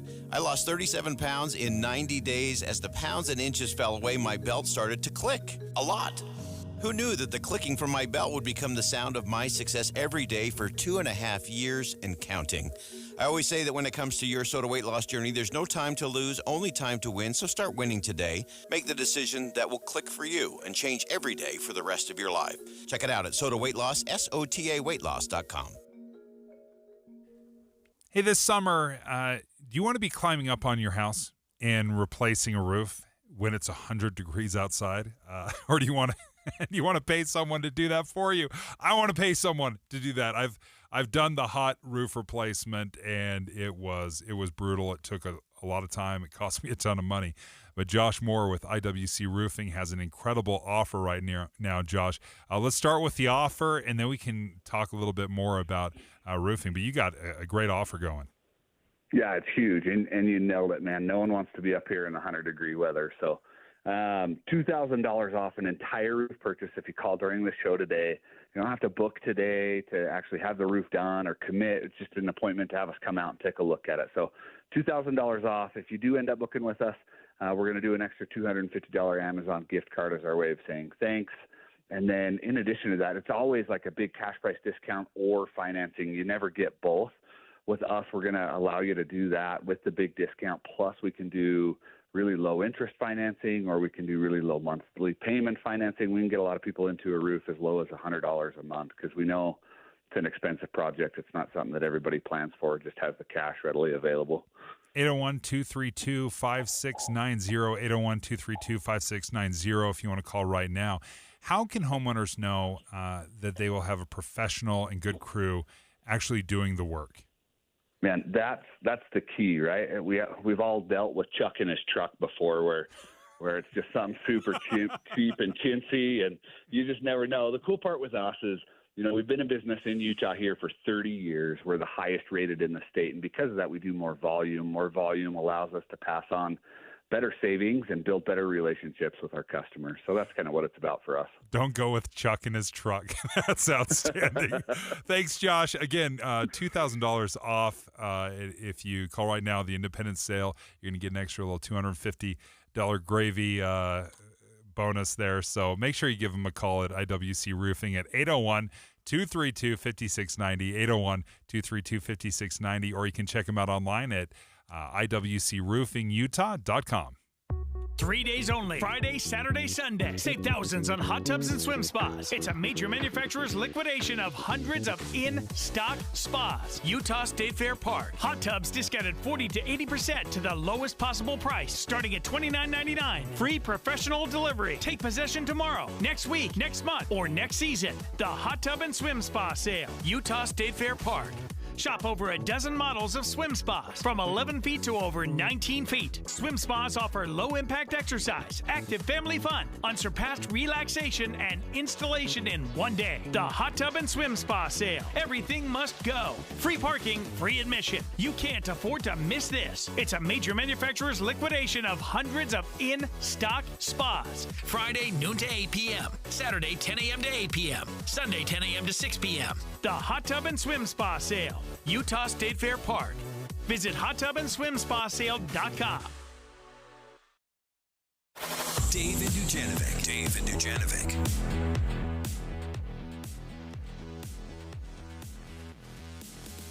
So this doesn't make me feel great. It's good. It doesn't make me feel great when I read this headline from Bankrate. Women can miss out on over $500,000 in career earnings just by being mothers. Yeah. I got a mom. My wife's a mom. And $500,000 loss in career earnings for choosing to be a mother. That's a big number. So it's tough. For 31% fathers earn 31% more in annual wages than mothers did in 2023. Alex Gailey joins us right now, Bankrate's lead data reporter. What do these numbers show us? Walk us through some of these, because that is an eye-popping headline. Yes, well, thank you for having me. So we looked at Census Bureau data last year to basically determine what the gap is between mothers and fathers, but also other groups of men and women, single women versus single men. And what we found is that gap is widest, that pay gap is widest between working mothers and fathers. So as you said, 31% difference there. And that gap translates to a loss of roughly $1,400 a month for full-time working mothers. And annually, that's $17,000. So, the motherhood penalty is what it's called essentially, is when women experience a drop in earnings after having a child. This is part of the overall broader gender pay gap you see between men and women. So the reality is that women deal with unequal pay long before motherhood, but it gets worse once they get married, and the pay gap becomes wider when they have children. So, Alex, here's what I hear most to refute that. And I want to hear yours because I have mine, but yours is going to be better. So what I hear most is, well, no, it's not because they're a mom. It's because they miss work more or they had to be gone. Is this, in fact, a performance issue, or is this a built-in systemic disadvantage for mothers over fathers? This is a built-in systemic disadvantage for mothers over fathers. And you are right in the sense that a lot of women are making these decisions or to, take a step back in their careers, take on part-time work, take a pay cut for more flexible work hours, maybe even leave the workforce altogether.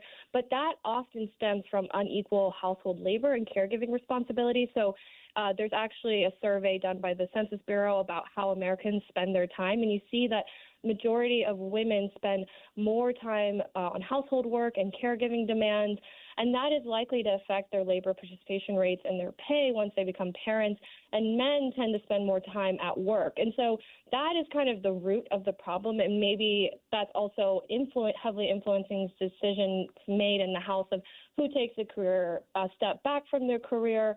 And likely, statistically, men do often make more than women. So that comes down to maybe a financial decision as well. Is this taking into account the fact that men and women tend to choose different jobs, different careers? Or does this take into account apples to apples, this career versus that, same career, same experience, same education? Does it take into that, or is it more 30,000 feet up? This is more 30,000 feet up. So this is looking at full-time employees. This didn't get as granular to occupation or industry specific.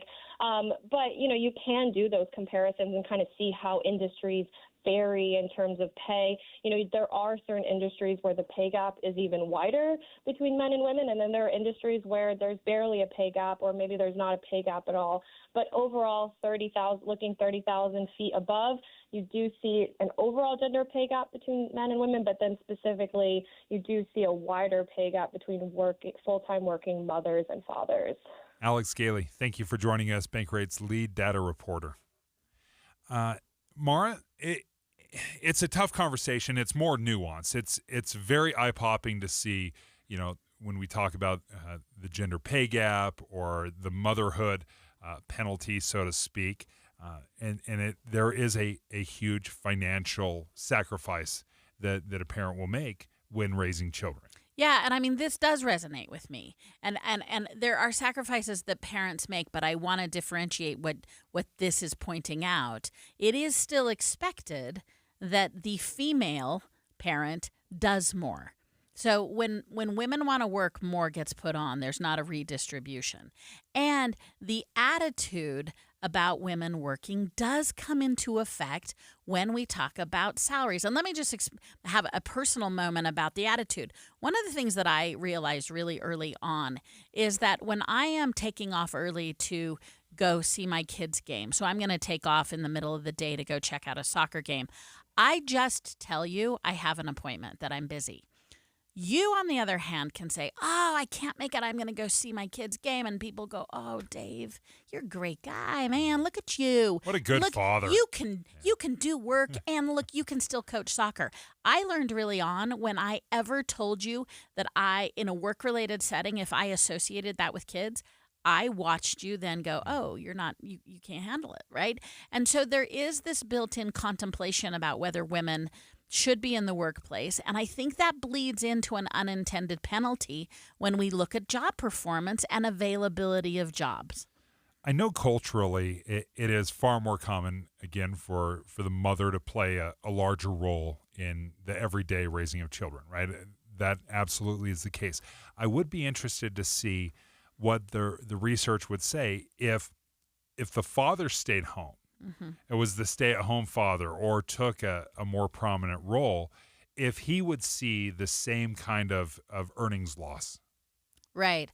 I mean, you're again saying, what is the variable, right? What is the reality? What I would say is, if we're worried about that, then change the system on behalf of women right now. Because if, in fact, it countered, if men became the primary caregivers, then we should have taken care of that problem. But let's not wait for that to happen. Here's another misnomer about Utah, who, by the way, is always the worst among the worst with women's pay.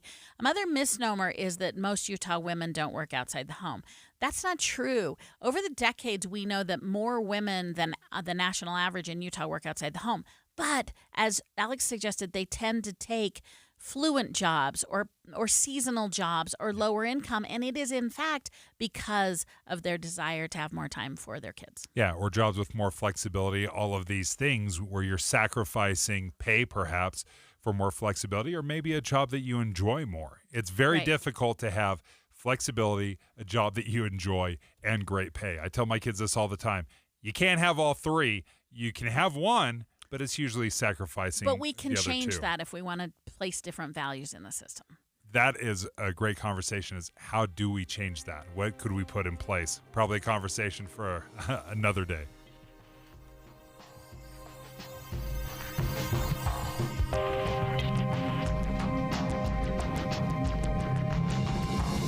KSL FM Midvale. KSL Salt Lake City. From the KSL Common Spirit Health Studios, this is KSL News Radio. Utah's news, traffic, and weather station. It's 11 o'clock at KSL News Radio. I'm Dan Bomas. Our top story this hour, a police pursuit that started on I-15 in Draper early yesterday ended near Saltaire after the driver tried to escape by going the wrong way on I-80. Officers from 3 different agencies were involved, and at least 4 police vehicles were damaged as they tried to stop the truck. They arrested Dennis Stephen Moffat and booked him into jail on multiple charges, including DUI and assault on a peace officer. Our top national story this hour from ABC News. The Supreme Court has ruled against a multi-billion-dollar bankruptcy plan for Purdue Pharma. It would have assured payouts to opioid victims while allowing the Sackler family to avoid liability. ABC News national correspondent Stephen Portnoy has more from Washington. The ruling is a deep disappointment to tens of thousands of victims of the opioid crisis who hoped to receive part of the Purdue Pharma settlement. Justice Neil Gorsuch, writing for a deeply divided court, says the bankruptcy law cannot be used to prevent those who've rejected the settlement and want to sue the Sackler family directly from doing so. And your money at this moment, the Dow Jones average up on the day 77 points, NASDAQ up 41. Our KSL weather, there's a good chance of thunderstorm this afternoon. That's next. KSL News, time 11:01. You know what's great about KSL's traffic coverage? Trained traffic reporters and real listeners. Trading information and making the commute safer and faster for everyone. Every 10 minutes on the 9s, we have you covered on KSL News Radio. Honey! Hello, honey! This has to stop. Mowing the lawn? I can't. It grows too fast. You planted grass in our bedroom. Yeah, the green is a great compliment to the blue walls. You planted grass in the hall and the kitchen, too. I know. I love grass. Yeah, I love grass, too, but not everywhere. Does that mean I have to get rid of the riding mower, too? She handles great down the hallway. Mom warned me there'd be days like this. Grass doesn't belong everywhere. So now Utah Water Savers offers an incentive plan to replace your grass with water-efficient landscaping. Earn as much as $3 for every square foot of lawn replaced. Register at utahwatersavers.com and learn what incentives are available in your area. And if you thought money didn't grow on trees, guess again. Add trees to your project from a pre-approved list and you'll enjoy a tree bait. Reducing water use is one of the most impactful long-term changes you can make. So start at utahwatersavers.com. utahwatersavers.com. Stop for a moment and think about this. Do you know how much money in your 401k or IRA is actually yours? Or will the government take a bigger chunk than you thought? Remember, you still might owe taxes on that money. But do you have a plan to help make sure you don't pay more than you should? At Capital Wealth Advisors, we believe you deserve to keep more of what you've earned, which is why we're here to help you navigate the confusing world of retirement taxes. It's your money. You deserve to know what's at stake. Right now, taxes are historically low, but they won't be this low forever. So call the Capital Wealth Advisors team today so you don't miss out on this opportunity. 801-210-5500. That's 801-210-5500. You work hard for your money, and we'll work just as hard to help you keep it. Capital Wealth Advisors, 801-210-5500. Advisory services offered through Capital Wealth Advisors, LLC, a state of Utah registered investment advisor. Firm may not give tax advice.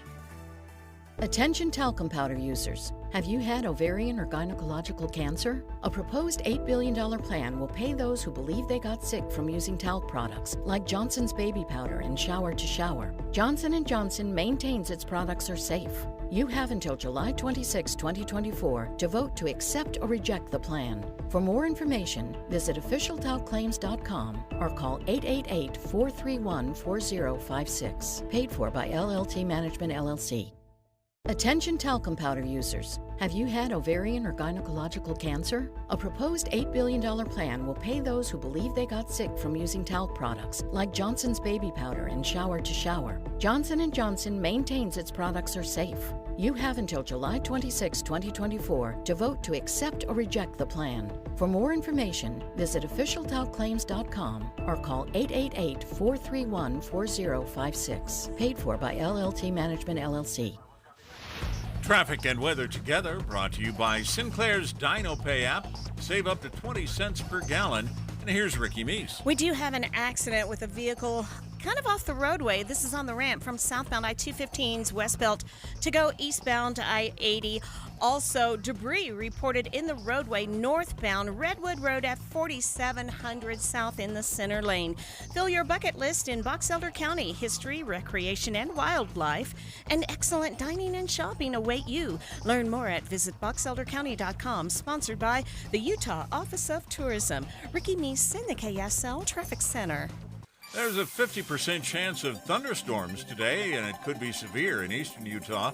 Cooler and drier tomorrow with highs getting close to 100 again by Sunday. Right now, 82 degrees. It's partly cloudy. I'm Dan Bomas from the KSL Common Spirit Health Studios. Listen online at kslnewsradio.com. We're Utah's news, traffic, and weather station.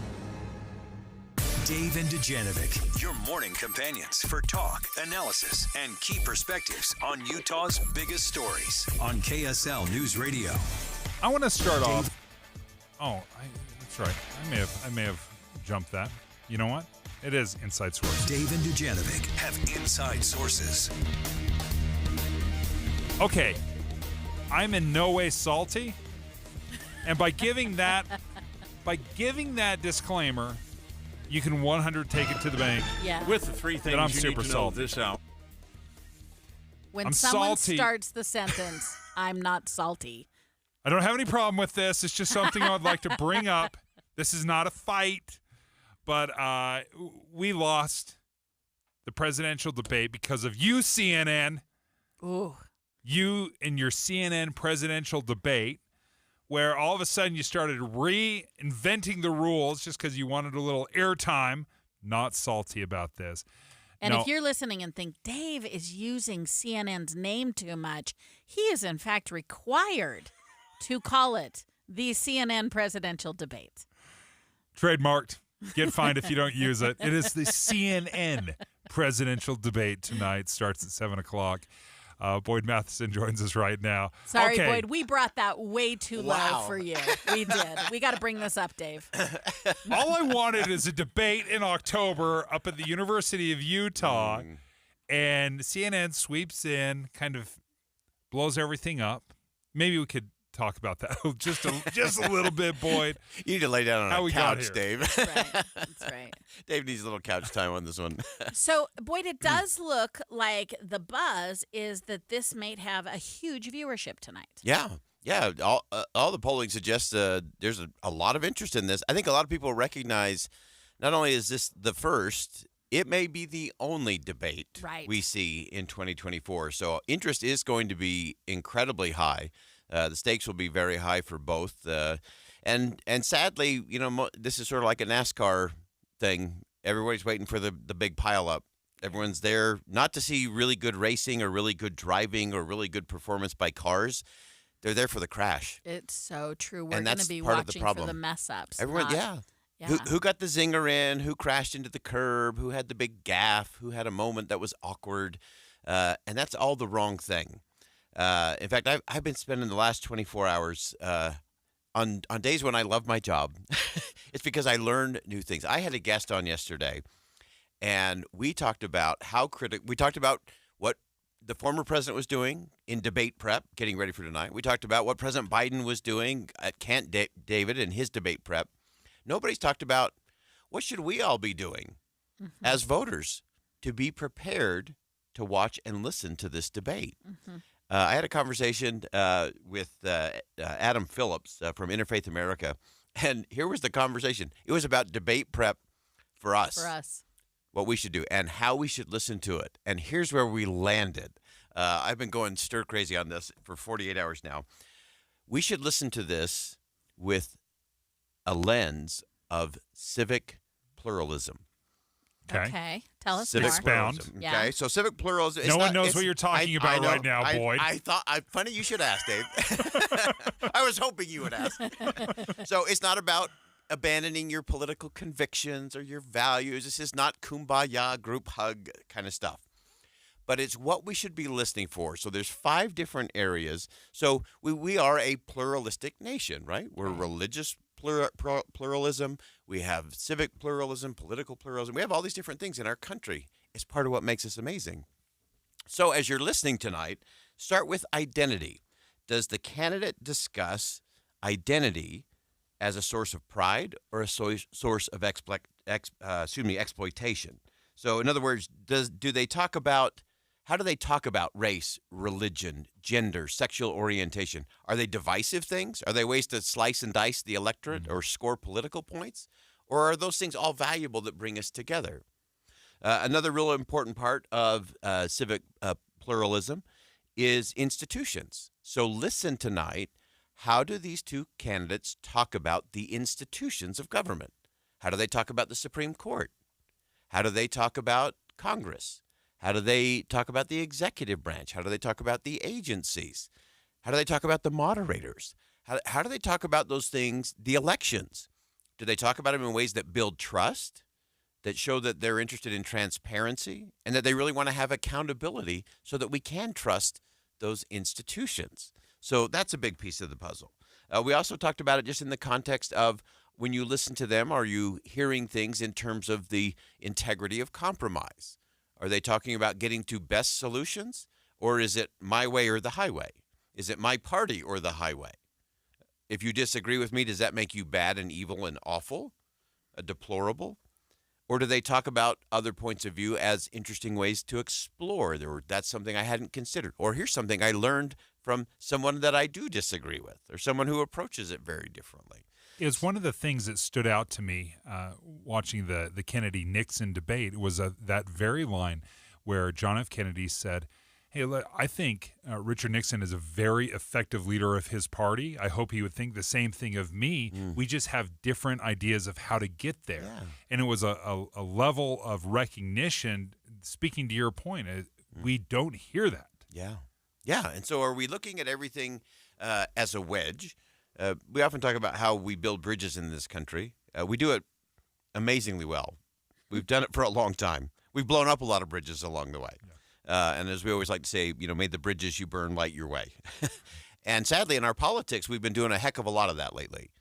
And so when they start talking about an issue, and whether the issue is immigration or health care or life or guns or mental health, are they talking about those things in ways that are going to bring people to a point where they can say, oh, wow, that makes sense to me, or wow, I hadn't thought of it that way. Wouldn't that be amazing to have a moment like that in a debate to say, wow, President Biden just said something, I'd never thought of it that way. Or wow, former President Trump just said that. That is a really fascinating way to look at solving that problem. That's what we should be listening for. And then the other thing that I would hope everyone would listen for tonight when you're listening to the candidate give an answer, because again, anybody can talk for 2 minutes. Anybody can give sound bites and bullet points for 60 seconds. It's not that hard. But when you listen to them, again, this is our preparation. When you listen to them, what do you find yourself thinking about? Do you find yourself thinking about them, their power, their position, their political party? Or do you find yourself thinking about yourself and maybe your family or your neighborhood or your community or how this might impact your future? So where does the focus go? Does it lead the focus to them or does it lead it back to you? Do they talk in sweeping generalities or do they talk about specifics? That's a really important thing to look for. Again, canned answers are usually pretty generic.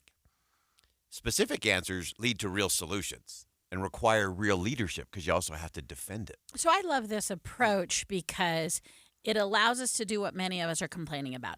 We're tired of the capital P politic. We're tired of the show and not the real. So you're saying, no, listen for the real then and penalize the one, not penalize in your brain, not, in your brain. And say, I am now, the criteria will not be which banner they have on or how predisposed I am, even maybe to vote for them. Right. But if I want to become a better listener and if I want to really start hearing policies go through this, I love that. Here's where I need still some help with my cynicism. In that and Dave's saltiness. and I cannot help Dave with his saltiness.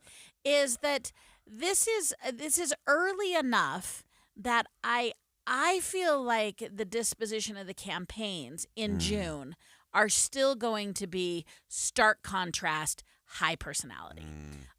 Do you think that's the wrong? I think that's the wrong approach. But do you think that is where their focus is going to be? How do you think they've prepped for it? Yeah, I think the prep is pretty salty and pretty cynical. Yeah, I do too. and I think the thing that we have to demand as voters and as listeners tonight is that's not what we want. Remember, this is all about how we treat teenagers. Don't reward bad behavior. That's right. Don't reward bad behavior.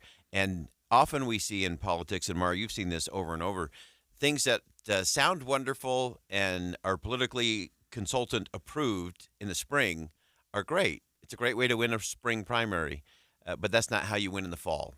Yeah. And we also have to remember that anybody who plants thistles in the spring is not intending to harvest fruit in the fall. Right. And so if the people we are going to call our leaders, especially the leader of our nation and leader of the free word, that's part of the title. If they're planting thistles in the spring, don't you dare for a second think that they're going to do anything but harvest thistles in the fall. It will not change, and it will definitely not change if we continue to reward the bad behavior. I'm hoping that I see some good seeds being thrown out tonight. We'll see. We'll see what happens. That's a great way. I love how you explain, Boyd, because we say, you just got to listen. And we're like, I am listening. But you just described how to listen better. Listen different, yeah. And that is a great piece of advice. Thanks, Boyd. Look forward to Inside Sources today at 1. Straight ahead, Speaker of the House Mike Schultz joins us next to talk about the Olympics and the excitement of them coming. They're coming to Utah. What is the state legislature doing about it? What role do they play? Next. Dave and Dujanovic. Current events can have a lot of moving parts. Our job is to make it easy to keep up. You're part of a bigger world, so spend 15 or 20 minutes here and be part of it. Join us weekday mornings between 5 and 9 on KSL News Radio. Hey, folks, if you have a family member that is struggling with addiction, whether they're currently in recovery or maybe they just need help, let me tell you about Renaissance Ranch, because one of the things they do is they offer free family support services. They do it through weekly online classes. It's open to the public, and you can attend as many of these classes as you wish. The reason they offer these free online classes is because the research has shown that when family members, when loved ones are involved in the recovery process, the chances of a positive outcome, they skyrocket. And you may feel overwhelmed if you have a loved one that is struggling, but these classes are taught for spouses, for parents. They come from a personal perspective. There's a couples recovery group, a women's support group, More than 1,000 people have attended these classes just last month. All you have to do is go to renaissanceranch.com to find a list of these online classes. I think they have 10 or 11 different classes, Monday through Thursday. I even think there's one on Sunday as well. They're free, they're online, they're open to the public. Just find them at renaissanceranch.com.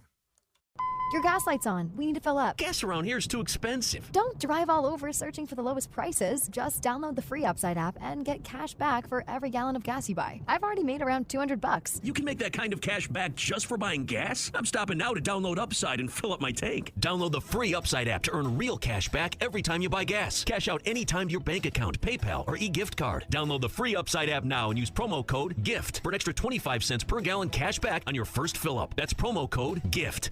Your gas light's on. We need to fill up. Gas around here is too expensive. Don't drive all over searching for the lowest prices. Just download the free Upside app and get cash back for every gallon of gas you buy. I've already made around $200. You can make that kind of cash back just for buying gas? I'm stopping now to download Upside and fill up my tank. Download the free Upside app to earn real cash back every time you buy gas. Cash out anytime to your bank account, PayPal, or e-gift card. Download the free Upside app now and use promo code GIFT for an extra 25 cents per gallon cash back on your first fill up. That's promo code GIFT. We're just hours away. I feel inspired. The first debate for America's top job. We're going to have great success. I think we're going to have a tremendous election. Get full coverage and analysis from the Utah voices you trust to be fair. And listen to the CNN presidential debate tonight at 7. Simulcast live here on KSL News Radio.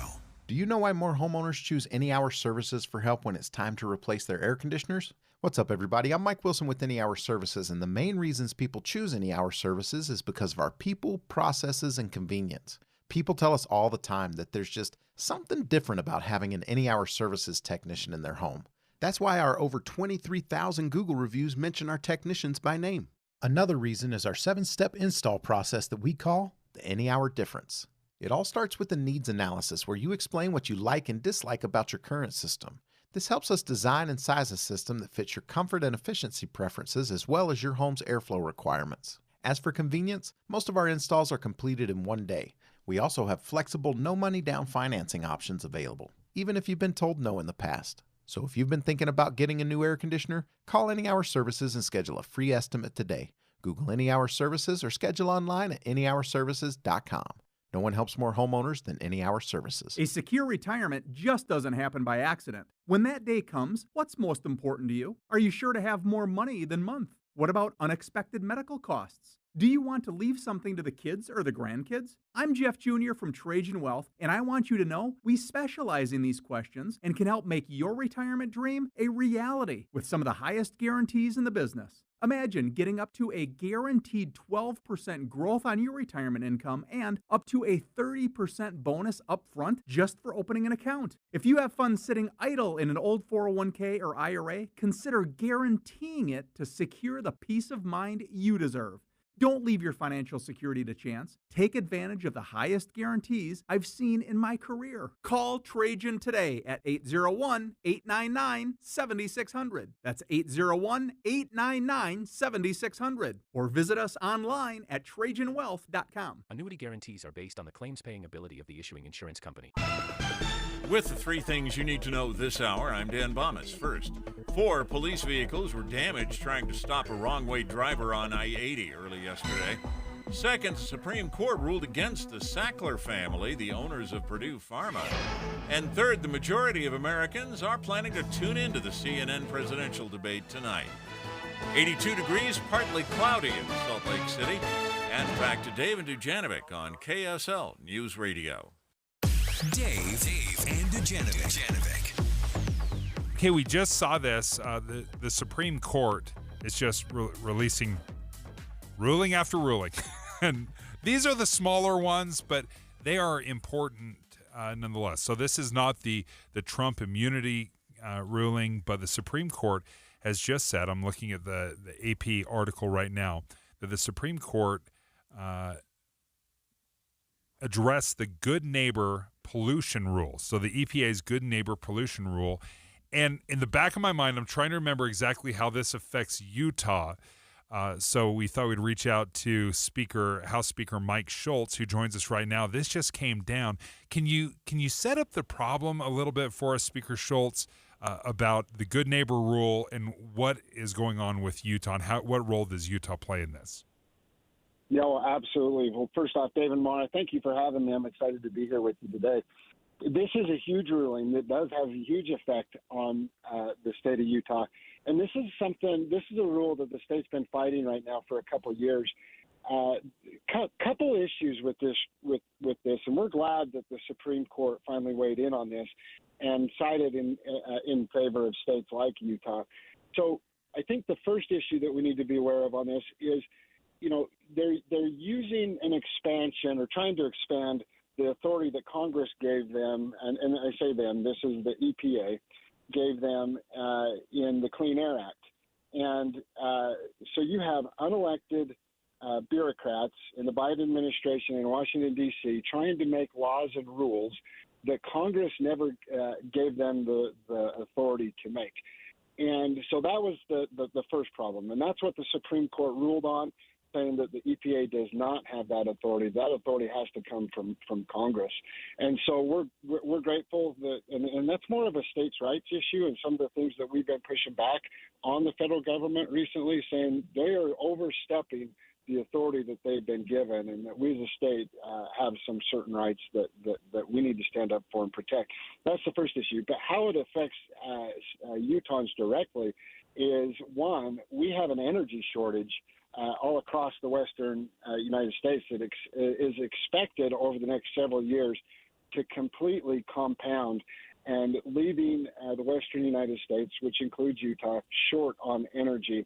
And so we do not want to experience the brownouts and the blackouts that other states like California have experienced.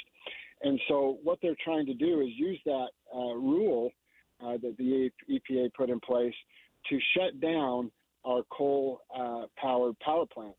Now, it's important to know and recognize that Utah has and burns some of the cleanest coal and operates some of the cleanest power plants, coal power plants in the world. And so it's not fair to necessarily compare our power plants to others across the nation. But the other thing is we have to have an all-of-the-above approach. We need all the energy we can get our hands on right now, because we do not have enough energy across the western United States. And that's why you're starting to see power prices skyrocket. And if the EPA is successful in shutting down our power plants or making us invest, billions of dollars to bring them up to a standard, just drives that cost through the roof. Because what they're saying, and correct me if I'm wrong, if we're over here in our power plants and we're producing all of this energy and we have pollutants and smokestacks and that wafts over into another state, say Colorado is trying to say, hey, you guys can't do that. We don't want your pollution, coming downwind on us. And what this ruling says is, listen, Colorado, you don't get to dictate how and how much power we can generate, even if we are creating some pollution. Yeah, well, it's not quite that simple, but and it's a good name, okay, makes everybody feel good, the good neighbor rule. But the reality is, and I'm glad the Supreme Court recognized this and saw it, that they were trying to basically find a way to shut down the power plants in states like Utah. So, Speaker, I'm gonna maybe have a slightly different interpretation, in which I think that this was an amazing resolution for those, Utah among them, who want to see the assertion of states' rights. And the dictatorial approach, which is a direct quote, was actually referring to an agency, the EPA. And this has been a common finding. This is the third ruling of the Supreme Court in which they have said, what's the overstep of executive powers, which is really important whether it's a Republican or a Democratic administration. I think it is politically artful. So, Speaker, I appreciate that is your job, but it's a little artful to say this is directly about coal-fired. This was really more about the direction the EPA was going in not respecting states' rights. And the Supreme Court agreed substantially with the states, which for a state like Utah, who is going for a different approach, and an approach I support, but I do want to say I don't think this ruling was directly to source of power, but rather who gets to make the decisions, and it came out in favor of the states. Yeah, Maura, you're exactly, in the broader context, you're exactly correct in that. And it is much broader than just what kind of power is generated. Absolutely. Okay, so Speaker, while we have you, you are about to join many Utahns, and I want a behind the scenes sneak peek. I don't want the PR version here, Speaker Schultz, if you're willing. Okay. But you are going to go to Paris, as Dave would say, at the end of July. You just coincidentally have chosen the Paris Olympics to show up this year because it is a not held secret that we believe we are going to be awarded the Olympics soon. Give us the inside scoop on, like, you have a great you're number 3 in the state. You're one of the trifecta. What do they do for you there? You're flying commercial? Are you getting escargot? Like, how is the state of Utah being treated when it comes to being potentially a new Olympic host? Yeah, well, first off, how exciting is this? I will never forget where I was at in the mid-'90s when it was announced and Utah was awarded the 2002 Winter Olympics. And so to have this opportunity come back or full circle around, and for now our kids and grandkids to be able to experience having the Winter Olympics here in Utah and to see the excitement that comes around from that, what a neat opportunity that not a lot of people get to experience. And I'm so excited for our kids and grandkids that get this opportunity, and the citizens of our state to be able to see this and experience it. But you're right. I get to be one of those that are chosen to go to Paris and receive the bid. The vote will actually become official. We all kind of know where it's going, but it will become official on guess which day? The 24th of July. And so we worked really hard with the IOC to have that announcement and to have that vote take place on the 24th of July, just because of what the 24th of July means to the state of Utah. Karl Malone's birthday. Flying.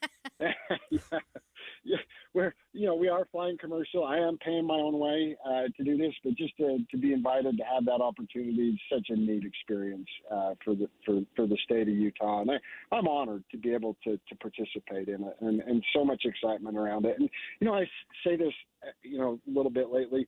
Seems like, and I'm dating myself a little bit here, going back to an old Anne Murray song. She sang a song that said, "We need a little good news in the world today," and Utah's about to get that. It is going to be great news. It happens on July 24th. Not just Karl Malone's birthday. It's obviously, it's a big day here in the state. So thank you, Speaker Schultz, for joining us, and exciting that you're going to be there. I'd love to be able to tap into you and get your experience while you're over there. Yeah, take some pictures for us. Yeah. Does he have a huge Instagram account? Is it real active on Instagram? We'll have to find out what the travel log is going to look like from Speaker Schultz. But thank you for joining us. And we do expect to have that announcement where we will officially be awarded the 2034 Olympics, the Winter Olympics. We're going to go wall to wall here at KSL News Radio. We'll be broadcasting live when it happens and talk about it all day long. We hope you have the right app on your phone for news. You probably have dozens. But the KSL News Radio app, well, it makes our live stream super easy. Plus, our talk shows are right there as podcast for your workday. That's the app for KSL News Radio. Hey, one of the things that I love about Master Electrical Service is you can rely on them for all of your electrical needs. So if you need some recessed lighting, boom, Master Electrical. If you need an EV charger installed, they'll take care of that. They even do generators. But now they've expanded even larger, and they've joined Mountain Home Services. And what that means is Mountain Home Services allows you to get your HVAC needs taken care of, heating and air.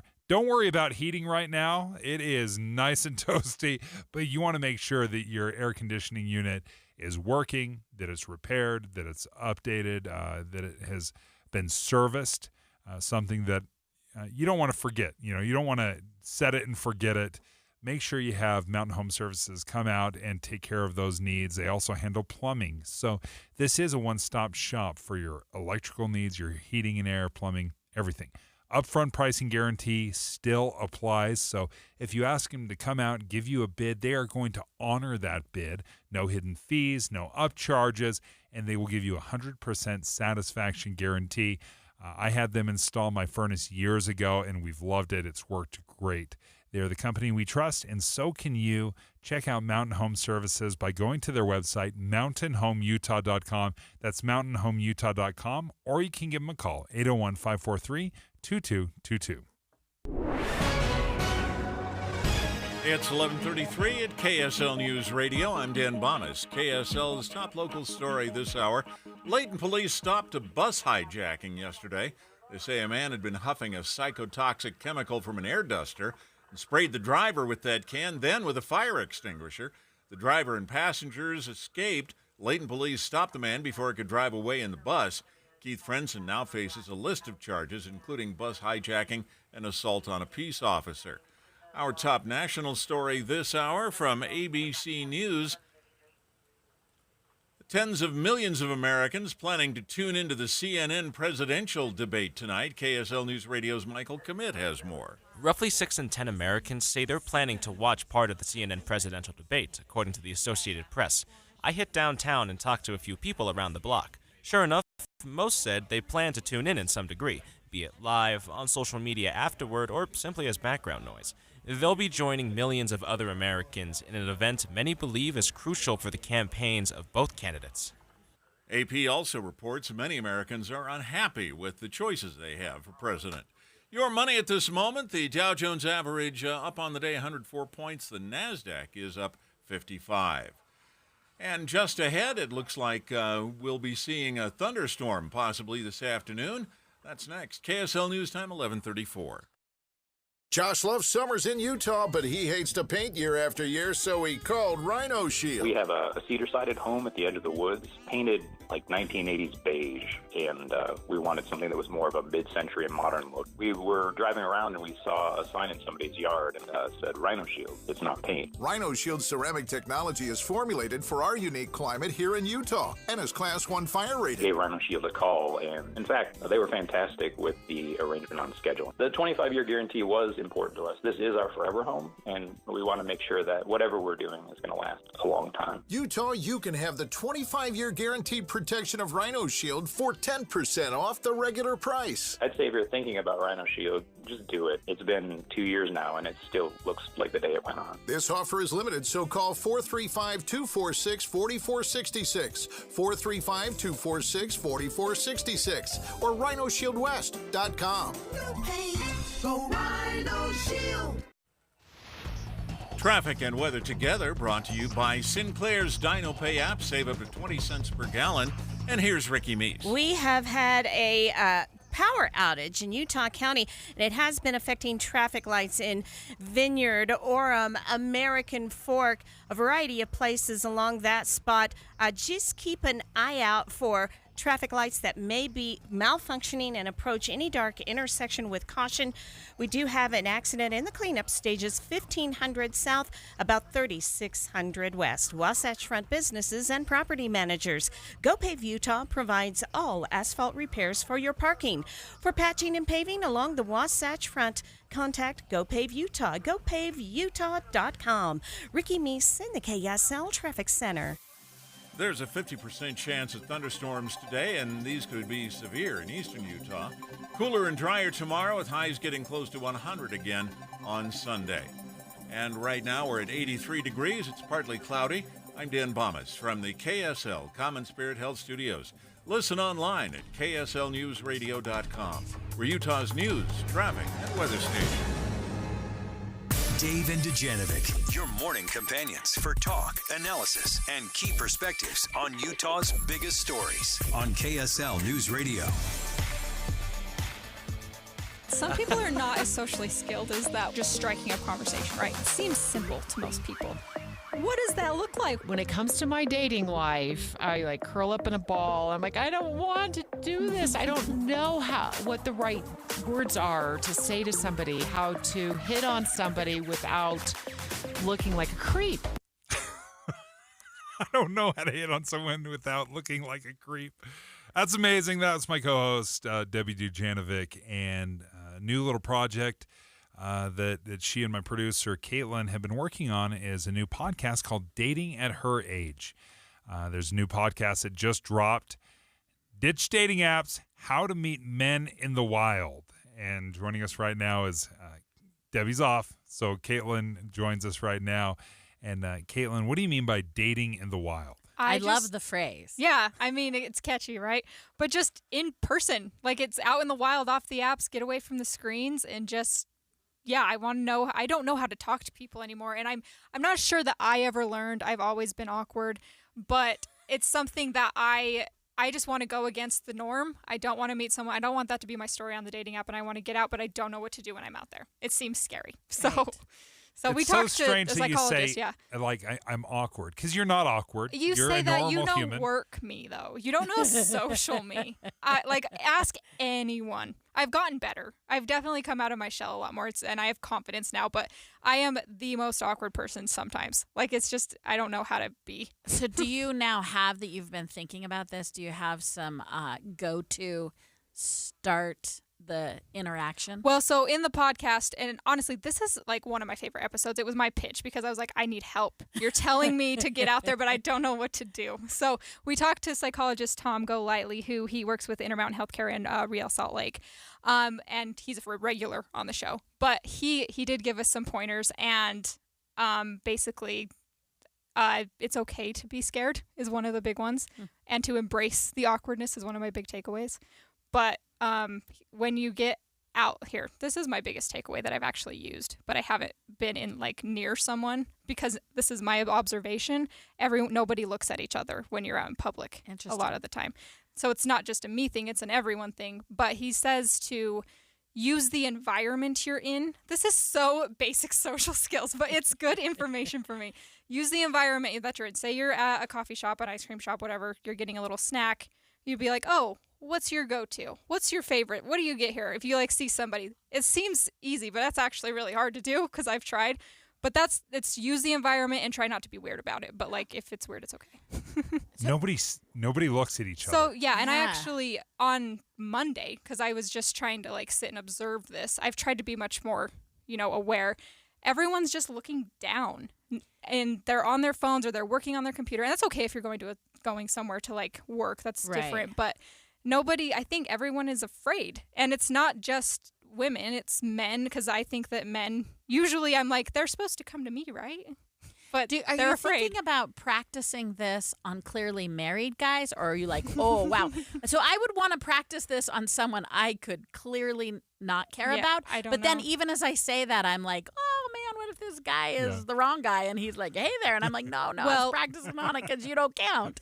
Like, I mean, that's just anyone can, it doesn't have to have like an end result of romance in it. This is it's how to just connect. human connection. So you could practice this on anybody. And Tom says that like it's pretty much it's okay to be rejected and to plan on that because it's possible, it's going to happen, but just don't let that fear of rejection or that your emotions and all that take over what you're actually doing, because it's going to just hold you back from what you really want. So if you want to meet someone, you have to go find the people. But yeah, I think humans are seeking connection, and we're all just sucked into our phones, and it's just, I think it's ruining things. Yeah. And I'm ready to be done with it. Yeah.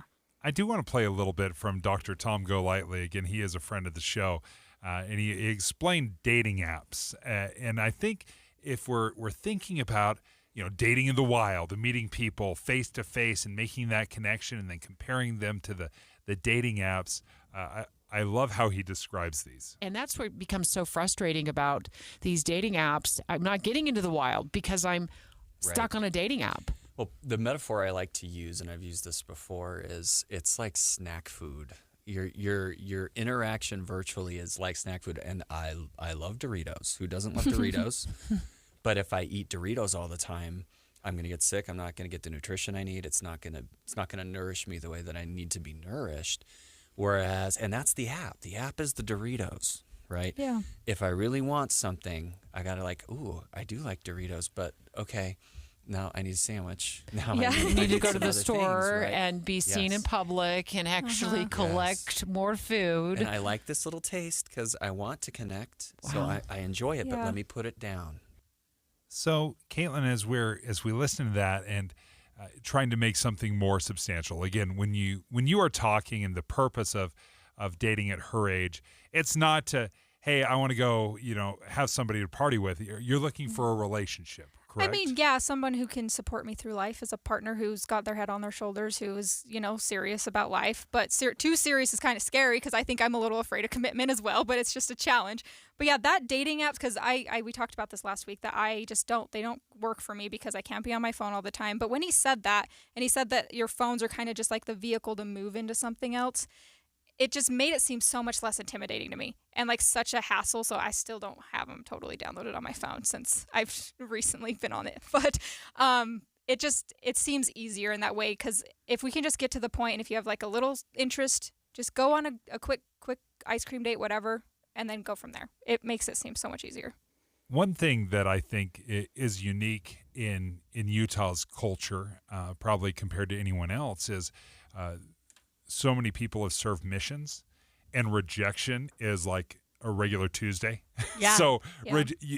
You become a little bit immune or maybe more comfortable with people rejecting you.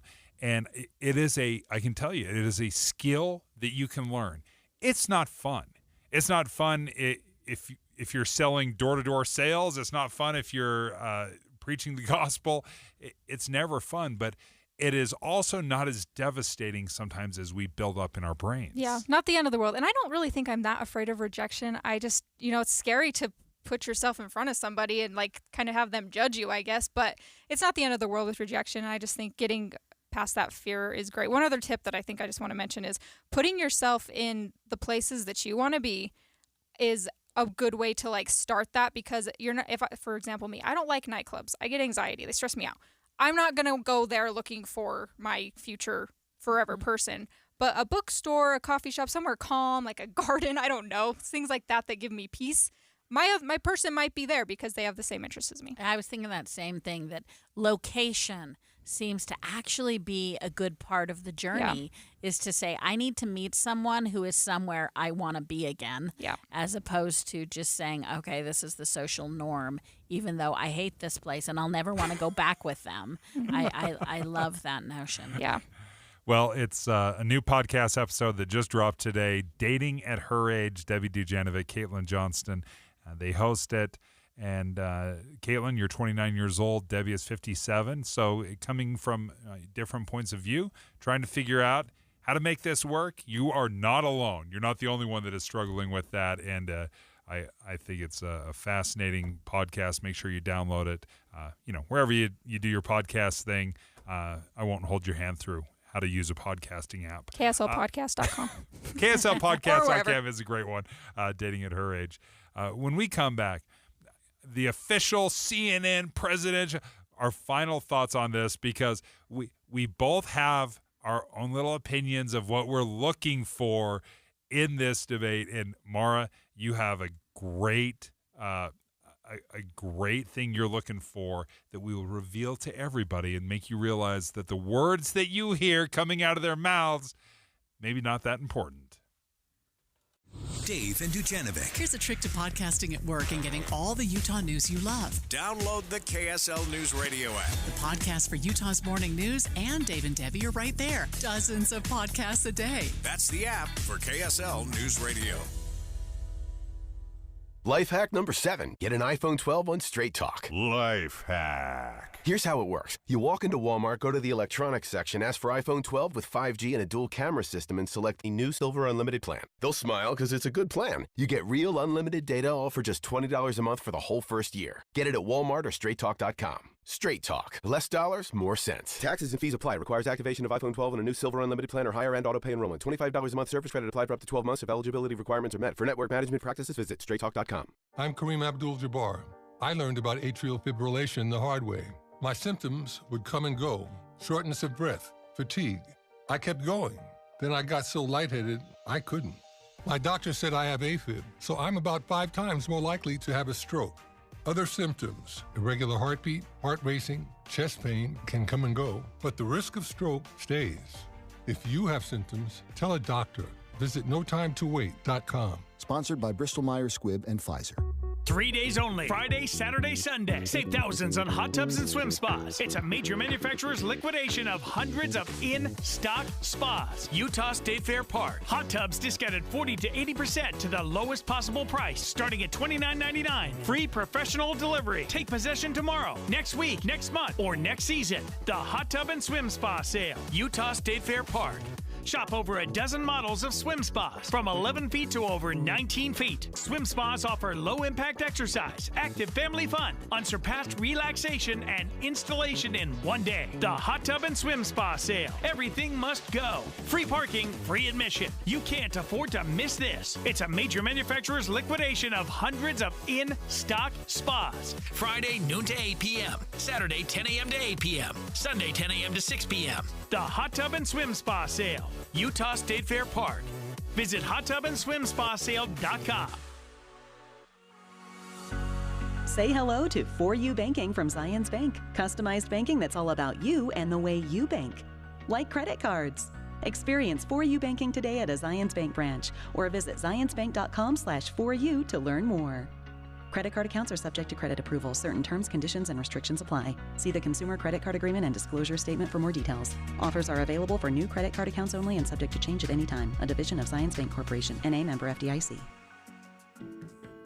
This is Derek Miller speaking on business. As it celebrates its 40th anniversary in 2024, ARUP Laboratories remains one of Utah's largest and fastest growing life sciences companies. CEO Andy Tyre joins us with more. 40 years ago, a group of University of Utah pathologists acted on a dream to create a clinical laboratory that offers complex testing to hospitals throughout the region. Never could they have imagined that we'd become one of the nation's 4 largest reference laboratories, with a menu of over 3,000 tests and clients in every state.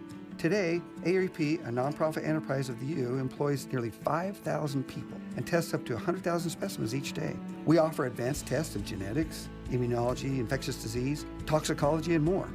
Our Institute for Research and Innovation in Diagnostics and Precision Medicine leads the way in the development of digital pathology, artificial intelligence-enabled diagnostic solutions, and other advanced tests to improve patient care. Having survived the test of time, ARUP is thriving. We anticipate many more years as a key contributor to Utah's economy. You can learn more at aruplab.com. In addition to providing a vital healthcare service, ARUP is a perennial recipient of the Utah Business Best Companies to Work For Award for its commitment to work-life balance and excellent benefits, including an on-site daycare center and a free health clinic for employees.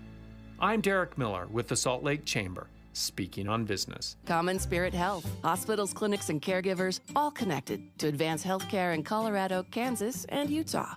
Healthcare with human kindness is here. Hello, human kindness. With the 3 things you need to know this hour, I'm Dan Bomas. First, Layton police arrested a man who tried to hijack a UTA bus. Second, polls show a lot of Americans planning to watch the CNN presidential debate tonight. And third, firefighters are using drones now to get a better picture of what they're working on. Right now we're at 83 degrees. It's partly cloudy in Salt Lake City. And back to Dave and Dujanovic on KSL News Radio. Dave and Dujanovic. I don't know why I'm so fascinated by this debate. This upcoming debate tonight, 7 o'clock, is going to be 90 minutes. Former President Trump, current President Biden, the rematch. And there's been 50 rematches, I get it. But this is the rematch, and it's expected to be very, very popular. People are going to be tuning in. You even have kind of this weird little sideshow. Robert F. Kennedy is going to be simulcasting on X because he wasn't invited to the debate and he wants to participate. He's going to listen to Jake Tapper's questions and he's going to answer them live and counter program. There's a lot of stuff going on here. But as we were discussing throughout the show of the rules that they've put in place where they're going to cut off people's mics and they're not going to be able to crosstalk over each other. Maura, what are you going to be looking for? By the way, if you haven't noticed, the last 3 hours, Maura has been filling in for Debbie Dujanovic. Hey, wait, Debbie sounds different today. Exactly. So, the political scientist in me just wants to say I am so excited that a presidential debate has hit the everyday moment. So I will say, the more we pay attention, the better. And I want to reflect on Boyd's segment. So if you didn't hear it, go back to our podcast because Boyd pointed out this really great way of saying, hey, we're responsible for how we're receiving information and think about what it makes you think and think about not just take what they're giving you. So in the same spirit of how are you controlling what you're responding to? So are you responding to what they say? Are you someone who catches themselves responding to zingers? Because I think if you're conscientious about it, you can stop and say, you know what? I may be just going for the snack food, to use the term from, again, I'm going for the cheap carb there. Maybe I should be digging deeper. But here's one thing I am uniquely not uniquely, but I'm going to be looking for. And I find this so interesting. So I do a lot of debate prep. So I am aware, and I'm also probably one of the offenders. When he says it, I'm like, yes, we do coach that, right? Yeah. And we do talk about how to dominate and have a presence and what are your one-liners and what will the press pick up on. But here's another thing we spend a lot of time coaching, and it is to be aware of how we as humans make decisions and learn. So one of the things we know from tons of behavioral studies, I'm being way too generic about this, but Dave, most of our opinions that we get about somebody, like whether I think you're smart or I like you, and likability is a huge indicator of who we'll vote for. So just like how competent you are, how commanding, even to the point where I say, why do I think this man can run the military and this one can't? What am I using to make those decisions? Most of us like to think, oh, well, it's because I've read their issues or the way he speaks about it. But the reality is, the physiological reality is, we're getting most of our information through nonverbal communication. How they stood. I heard this segment this morning that talked about how some consultants were watching the moment. Will they shake hands? What kind of handshake will it be?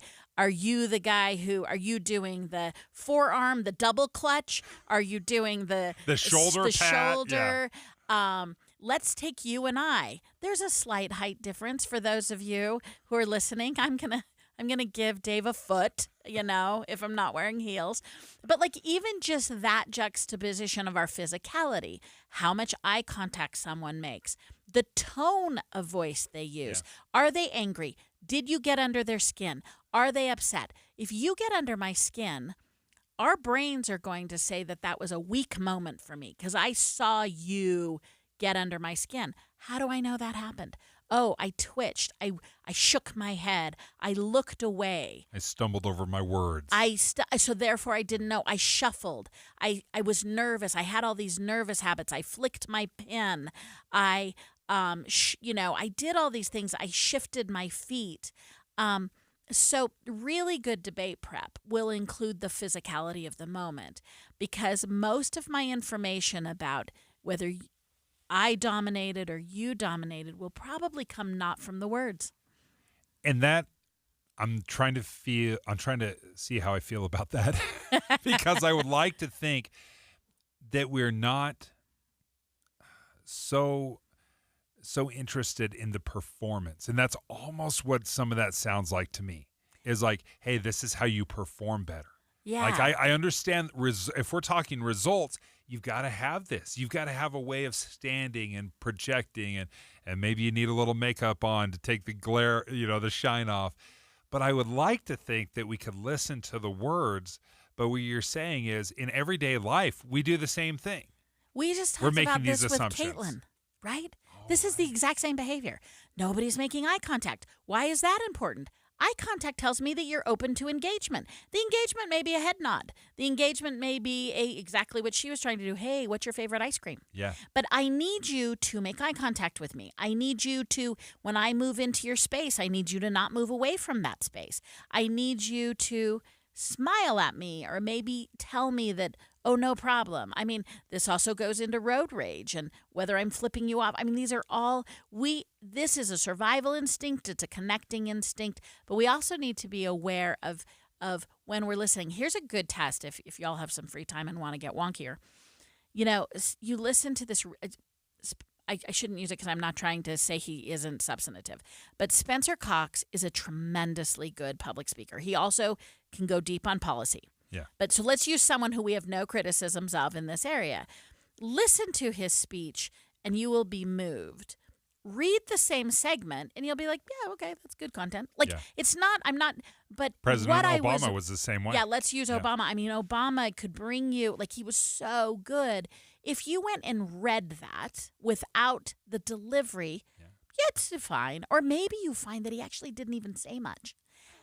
From a substantive say much, but the storytelling. So I don't actually think this is a demerit. What I do think is a problem is if you are not conscientious that you may have made a misassessment. He actually may not be the best guy for the job just because he was the most charming or he was the most appealing. I think that's often where we elect modern lightweights. They're charming, but it's all hat, no cattle. And so you just need to be aware of what you're responding to. As you're watching this, I think now I've got a lot of things going in my mind.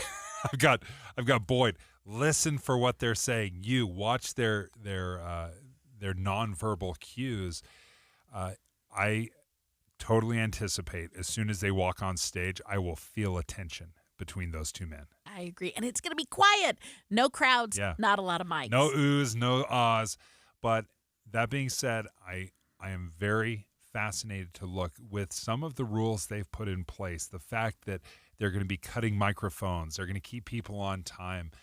If that doesn't encourage more substantive discussion and a battle of ideas, I would love to hear President Biden say, this is what I'm going to do for the nation, and hear President Trump say, this is why that won't work, and vice versa, and have a true debate and a back and forth. Again, we'll be covering that live here. You can listen to it on KSL News Radio.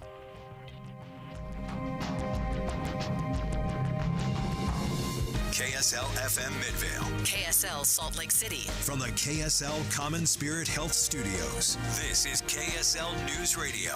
Utah's news, traffic, and weather station. Good afternoon. KSL News Time is 12 o'clock noon, and this is Utah's Noon News. I'm Maria Chaleos. KSL's top story this hour. The Salt Lake City School Board is considering asking voters to approve a bond to improve 2 high schools, and a new survey shows it would likely pass. KSL News Radio's Amy Kobabe is live with the latest. Amy? Maria, Y2 Analytics did a survey for the board to look at possible support. They found the highest level of initial support is actually for a $750 million proposal. That's compared to either a